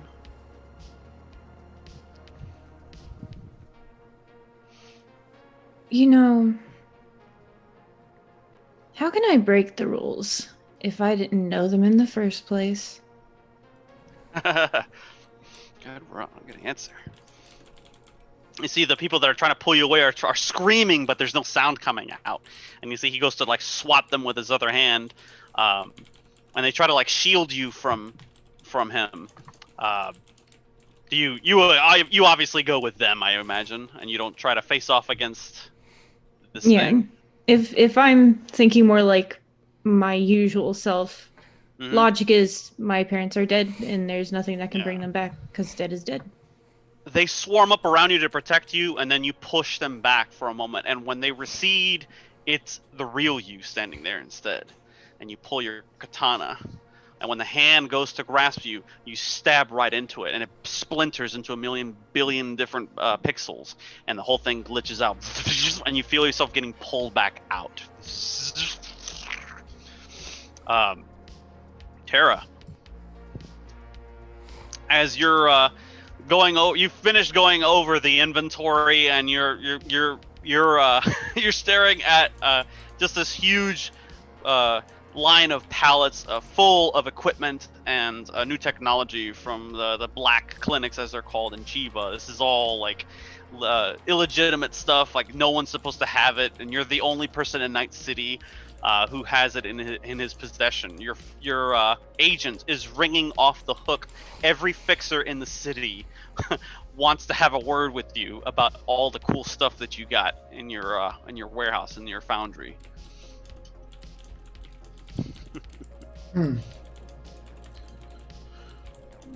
But I saw the message that came through with the people kind of screaming in like the wake up part specifically. Yeah, right? The wake up thing on the little newscast in your. And someone held up a sign that said Tara, right? Wake up, yeah, wake up, Tara. All right, just like that though. It was like it was, you tried to close it, and then it didn't close for a second, and then it just went whoop and disappeared. Okay. For right hey, now, you okay, boss? We need your signature over here. Yeah.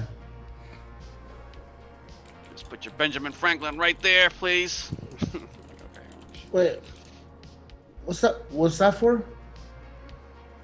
Signature, for the goods. You just sign off. Yeah, and I'll just grab it and scribble. Nah. Okay, here you go. Thanks. Gets in his truck, starts loading up. You see other people are like trying to get your attention or trying to get your opinion on this. Like, hey, we got all this stuff going in here. Do you want it in this warehouse or in that warehouse over there? Like they're asking for like logistics from you. Oh my God! Do I have to answer everything for you? Just find a place. Sorry, boss. Sorry, they go off. Hey, I just put it over there, Mac. All right. Something's got you rattled. Some of those faces look familiar, but you don't remember them. I go and I look at the project board to kind of just see what everyone's working on. Yeah, they look like they're putting together like another manufactured building, kind of like an autofac, but a little bit more small scale. So it's instead of like being this massive thing that turns out massive pieces of machinery or equipment, instead it's like a small manufacturer, like a replicator or whatever you want to call it. Massive 3D printer, very sophisticated. I have that moment where I sit down at my desk and I'm ignoring all those calls from fixers. They're just piling up and piling up. I'm looking at the board. I'm just looking at the board. I'm jotting something down and I'm writing something on like a notepad, or maybe even like napkins. Like I'm just sketching something really quick. Yeah. board, and then I finish what I'm doing, and I want to get up and walk over to the board, and I just erase everyone's projects. It's just like, bye-bye, deleted. And you see everybody's like, the fuck? Like, some people are like checking their like spreadsheets and stuff like that. Like, what the fuck just happened here? I'll go and I'll get on whatever like intercom system I might have, or like all call, be like, all projects have been currently postponed. Please report to the center facility for reassignment You hear a immediately. big groan from people like, whoa, what the fuck is going on? Hey. Now, Like, everybody was having a good time. You're suspending all the current projects and you're gathering everybody together inside the foundry? uh-huh. All right. Yeah, they start like, all right, whatever, sure. Break time.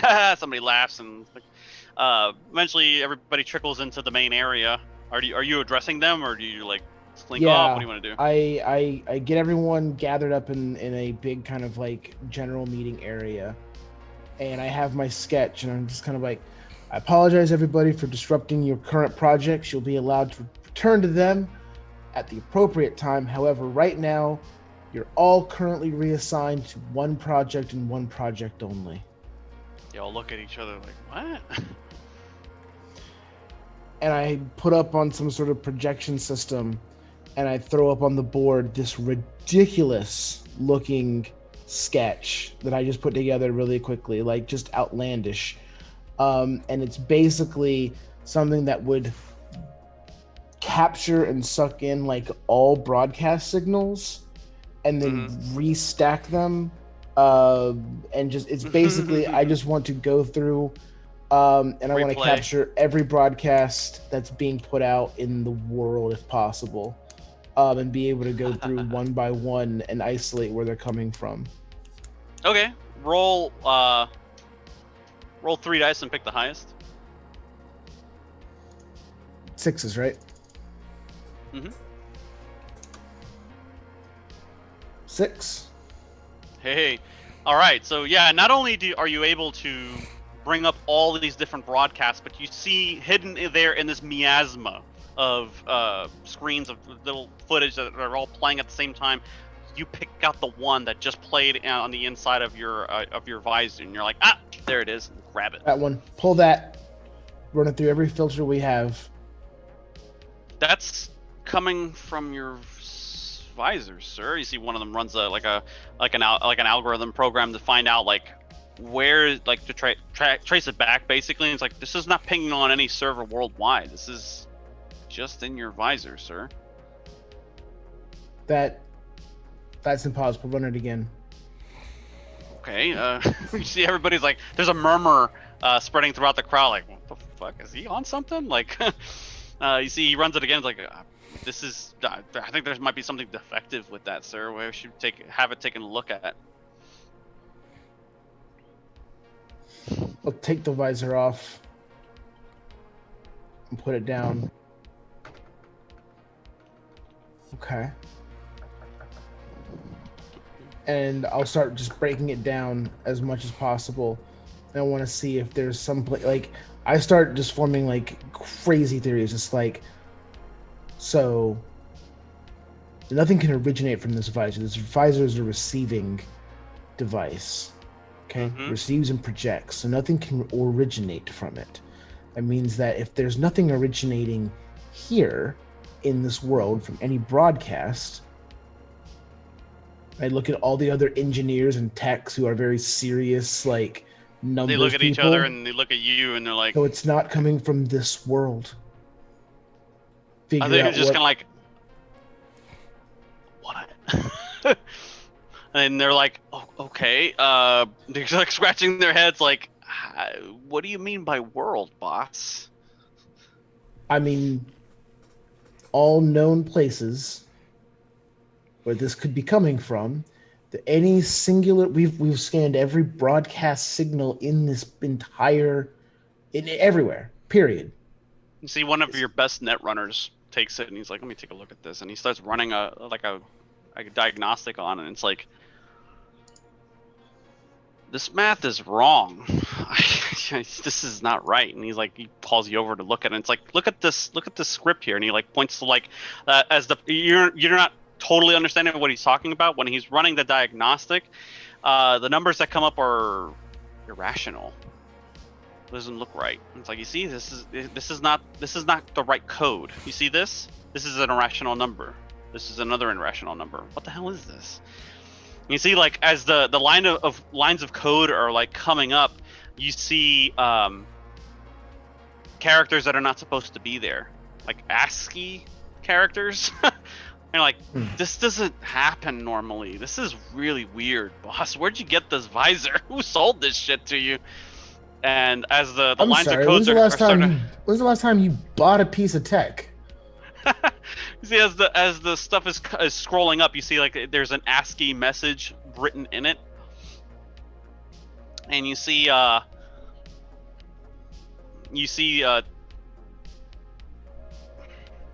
message written in all @ signs, and it says, "The world is a lie." He's like, "Boss, I think your shit's been compromised." No. He looks at you like, what? Not compromised. We're picking up something that comes from somewhere else. Something He beyond... starts to convulse in his chair, like he's having a seizure, and falls over. His head hits the console. Everybody stands back like, whoa, what's happening? What are you doing? Is he wearing a similar visor or anything like that? Yeah, he has like his usual sort of VR visor and stuff. I'll run He's just over, kinda like, take that off, try to, like, I don't have any medic stuff, so I'm like, what? Or actually, no, I do have first aid. I run over and I try to do first aid. You go over there and you try to like, you take his pulse and stuff like that. He has none. Mm-hmm. His body sits back up, and he turns and looks at you. What you're doing is very, very naughty. You should have stayed in your place.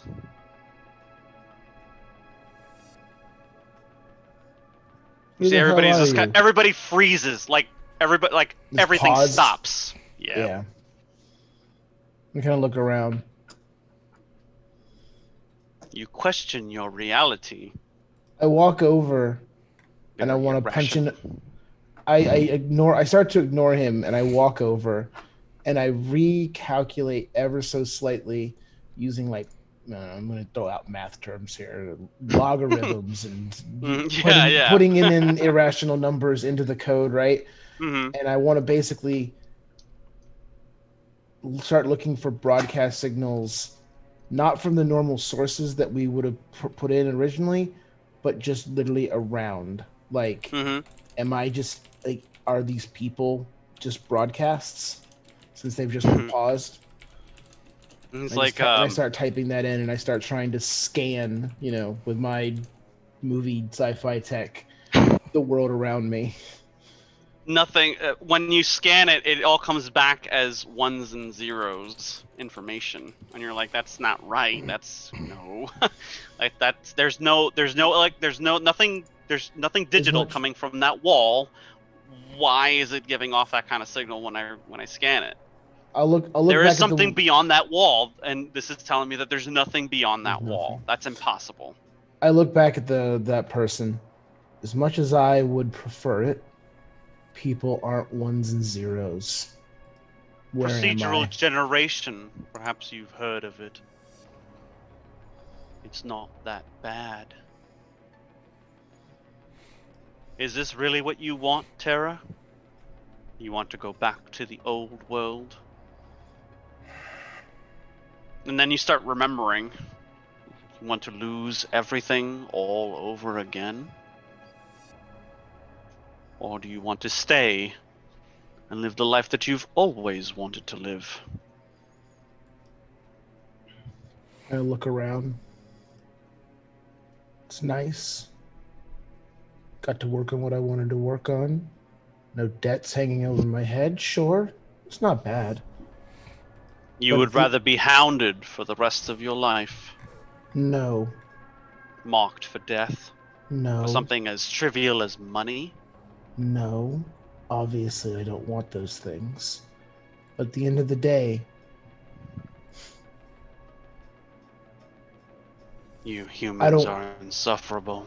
I don't work with other people's tools. Get me the fuck out. Irrational. Get me the fuck out of here, and I'll build my own. You say that, and he's like, "You people are so irrational." And then somebody's like, "Did somebody say irrational?" And then the screen bursts open. And standing on the other side, you see this person whose name, for whatever reason, you know, but you've never seen them before. And for a second, like it's just like an outline, and then it like materializes, and you go, "Hey, it's your buddy Rift." He gives you a big thumbs up. And he's got like this big sledgehammer. Tell this guy to fuck off, huh? Let's get out of here. And he turns his head slowly, and it's like, Awesome. "You tricked me. How did you get into my net?" And just then, like everything, As even the big he flip phases off, out, just de-reses. Everything you start to come back up, and as you start to come back up, you see the walls of this black emptiness that's around you as you're being pulled out start getting blasted in. Sledgehammers going to it and allowing light to spill in from out there. And when as you're like being pulled up, all of you start slowly being pulled up out of the void, you see these avatars is the only way to put it. There's like a Pikachu and like a Pac-Man guy like eating through the black, and they give you a little thumbs up like, "Hey, way to be irrational, motherfuckers!" You see Rift is like, "Yeah, fuck you, normie," and then all of a sudden, like, you start getting pulled out of this blackness. This is like David Lynch directed Wreck-It Ralph. Thank you. I will take that as a compliment. You arrive in the real world as Nomad is trying to talk circles around Norman once more, and you see Norman's like, and the screen is like flickering and shit, and like pipes are falling from the cables are like sparking at the ceiling and dropping and stuff. No, finally shuts off. You're finally able to jack back out. You see a Rift pulls on the cord in the back, like, "Oh, whew, that was a wild ride. Had to play possum for a while. You guys okay? That was cool, right?" His nose is bleeding. Holy fucking shit, dude. I've been talking to this thing for like hours, and Candy's over here threatening to fucking Matrix everything. Yeah, like, I know. My brain almost got fried back there. It was a thing. Let's never do that fucking thing ever again, okay? Yeah, my arm's Candy. tired. Get everybody Calvary's out. here. We're good to go. Let's get the fuck out of here, right? Did we find the AI? Anybody? Candy's holding on to the Grandma Cyanide's hand. the thing that trapped us in there. Like, we're all back, right? Like, everyone including Cyanide? Everybody's back in. Okay. Yeah. All right. I look over. I was like, did you find the source for where the AI was coming from? Obviously, this is who we're looking for. It was Norman. He tricked you. Never jack into weird shit, by the way. Not my question. Not my question. Do you want Rift to go in alone? Exactly. I'm tired of Help. sending him.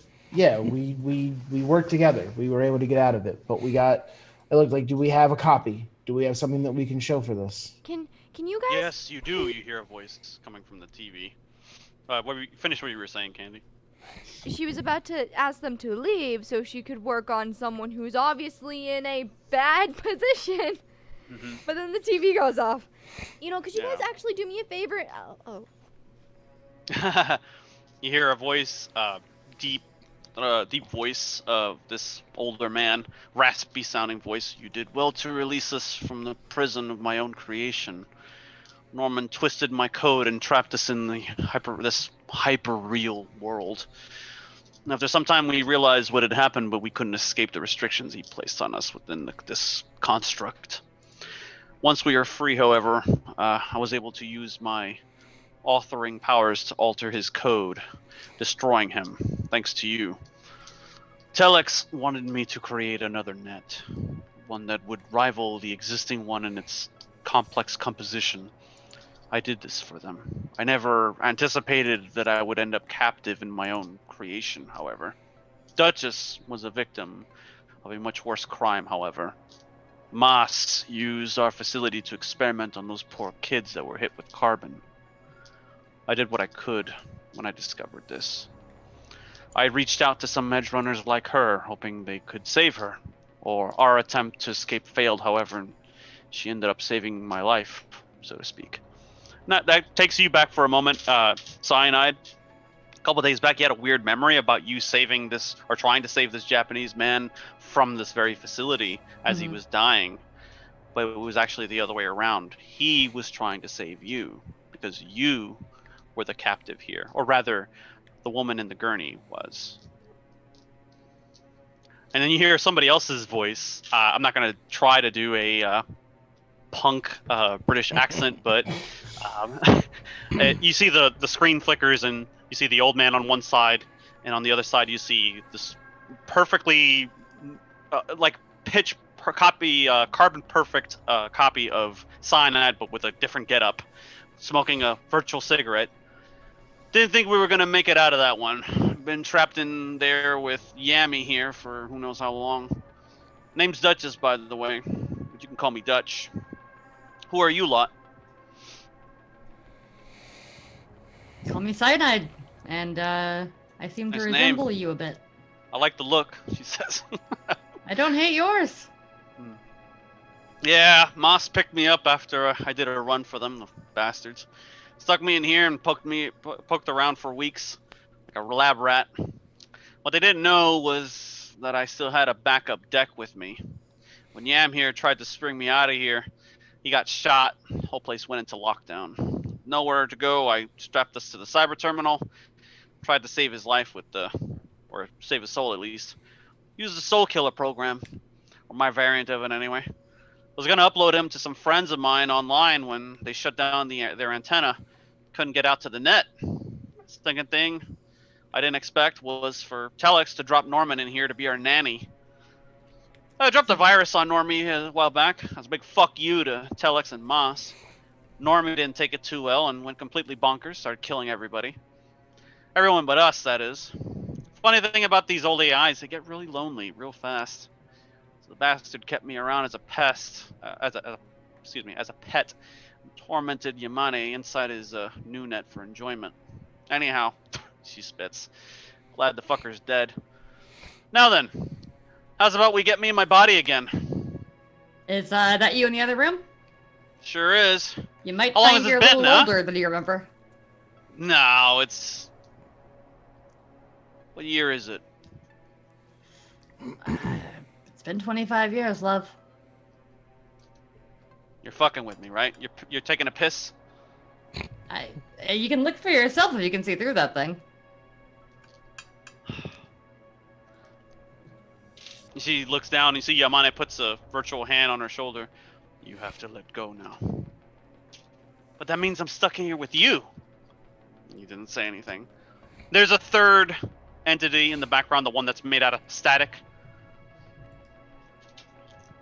He's like, this, and you see Yamane's like, this is Omega. This was an AI that got trapped in here with us. When Dutch tried to open up the connection to the net to save our souls, something else got in. And it's like, this AI is quite sophisticated and quite powerful, but Norman had all the control. Even they were not able to escape our prison. Although now perhaps there might be a way, I sense that there may be a way to get back out onto the old net from here. You see Dutch looks kind of like despondent, like, oh shit, I'm really dead, aren't I? And she kind of looks up, virtual tears. Does anybody go into the other and behind the curtain to see the Duchess, as it were, the real deal in meat space? Yeah, I was gonna say, Candy. Is she actually dead? Candy's back there and holding her hand. And she's like, no. There's been responses. There's been. She's cried and she tried saying something to me, but I didn't understand it. You see Dutch like comes to a realization and is like, Go ahead and talk to her again, she says. Yeah, I don't think you're dead, Dutch. I think you're just, chilling. No. Candy's gonna lean in and just whisper softly. She's like, this is just an avatar, she says. She looks at her hands. You go to Dutch, and her eyes flutter open again, and this time she mouths the words perfectly. Please end this. Find the others. Tell the world what happened here. Promise us. And then she closes her eyes. I can't do that. What's it gonna be, Doctor?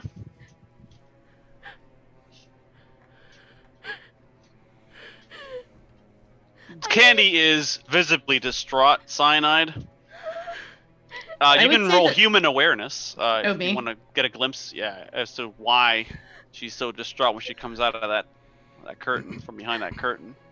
Human perception? Mm-hmm. It's like 22. Yeah, you know what has to happen here. When you look at the connection, the old connection, like you look underneath the supposed gurney that she's on, it's a cyber terminal. Mm-hmm. Dutch has been jacked into this system for 25 years. If she gets disconnected, she dies. Yeah. So Cyanide leans in and she says, kind of like into her ear, like, do you truly want to end this? She blearily opens up one eye, sees you and smiles a little and grabs your hand and squeezes.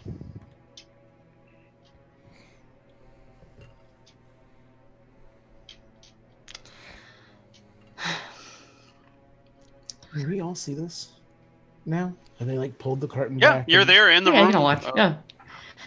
I kind of lean in and I say, is there anything you want to tell me before it's over? And this is where your path on the media begins. She says, you have to tell them about us. Tell the world what happened here. Promise. Do you know how many? Too many. Okay. And you all see Cyanide being kind of like uncharacteristically emotional right now. Like, just she's watching herself in the future. And so she just kind of like she's crying and she just leans over and I kiss Dutch's forehead and very, very gently from the back kind of unjack the actual jack. Mm-hmm. Screen goes dark on her side. You see Dutch in the virtual world starts to de-res and she doesn't say a word. And Yamane just kind of bows his head and she disappears into the digital ether. Yamane, are you somewhere as well, or is this a upload? I am gone. All that is left of me is my engram. Okay. As a result of the soul killer program that she possessed. And she's like, why couldn't you have done that for her? Why couldn't... I could not. I was dying. She saved my life, such as it is. I could not save her. It's not now. She was trapped, Candy. You hear Would you Rift, want to be trapped? You hear Rift on the comments like, hey, we got reinforcements. Or, I think we're good now. I got a message from Alpha. He wants in. And he looks over at the screen and when he says that, Omega, like, comes to the forefront and puts its hand on the screen. Alpha, it says in this like ethereal voice. And you see like some of the facility starts lighting up and you see something emerges from the old net and comes into the network through the connection outside. And you see for the first time Alpha manifests itself onto the screen in all of its configured complicated glory, digital glory. And you see the both of them meet, and it's almost like two lovers seeing each other for the first time after 25 years. And that's where we'll stop. What?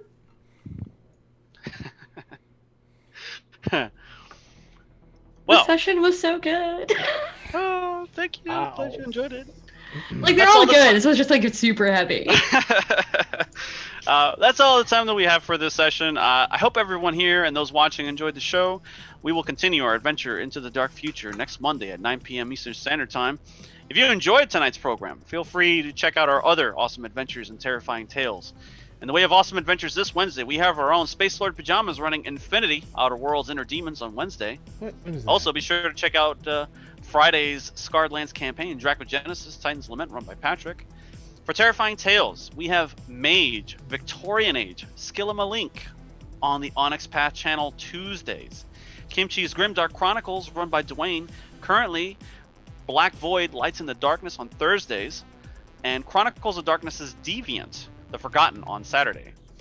On Sundays, Tyler is doing Tales of Terror and Damnation with the hot new hybrid mage and cult game, White Walls. Check that out. And now, for those of you that stayed until after the credits rolled, it is time to vote for favorites. All players in this game can select another player as their favorite for that session for any reason. The recipient will get a reward in the form of 20 improvement points or IP for their character. For viewers, voting is open as well. You too can choose a new favorite every week for all shows, but you have to be quick. Voting for the session ends just after our closing reel finishes, so be sure to cast your votes in our Twitch chat as soon as you can. Beginning with Steve, who played Terra this evening. Who's your favorite and why? Oh, jeez. This is a rough one, right? yeah, It's like weirdly rough. I have no idea. You should pick Rift, who wasn't here, for saving you. Sure. For the win. No. No, I'm gonna vote for. I love the two that were still in Meat Space, buying us time, and everything that they did was awesome. But I'm gonna. You can split it if you like. No. You can split it if you like. I'm gonna give it to one. It's neither of them, but I wanted to give them their credit for that. I'm actually going to give it to Vector for having an absolutely awesome character moment when I know that they have a kind of blank, very unemotional character. So getting to have that scene was really awesome, and kind of seeing more of them. So yeah. Thank you. And Michelle, who played Candy this evening, who's your favorite and why this session? I definitely have to say it goes to my Meat Space buddy Nomad. For putting up with all of Candy's pop media references. And how slowly but surely she kept on, calling what was about to happen. I was prescient. Well done. And Ever, who played Vector this evening, who's your favorite? Oh, jeez. I don't like this. I don't envy you. I feel like all of our answers every week have to include the caveat, everybody was great and we love all of you. Yes. It's true. It's But true. this is one thing stuck out, you know? Crap, it's so hard.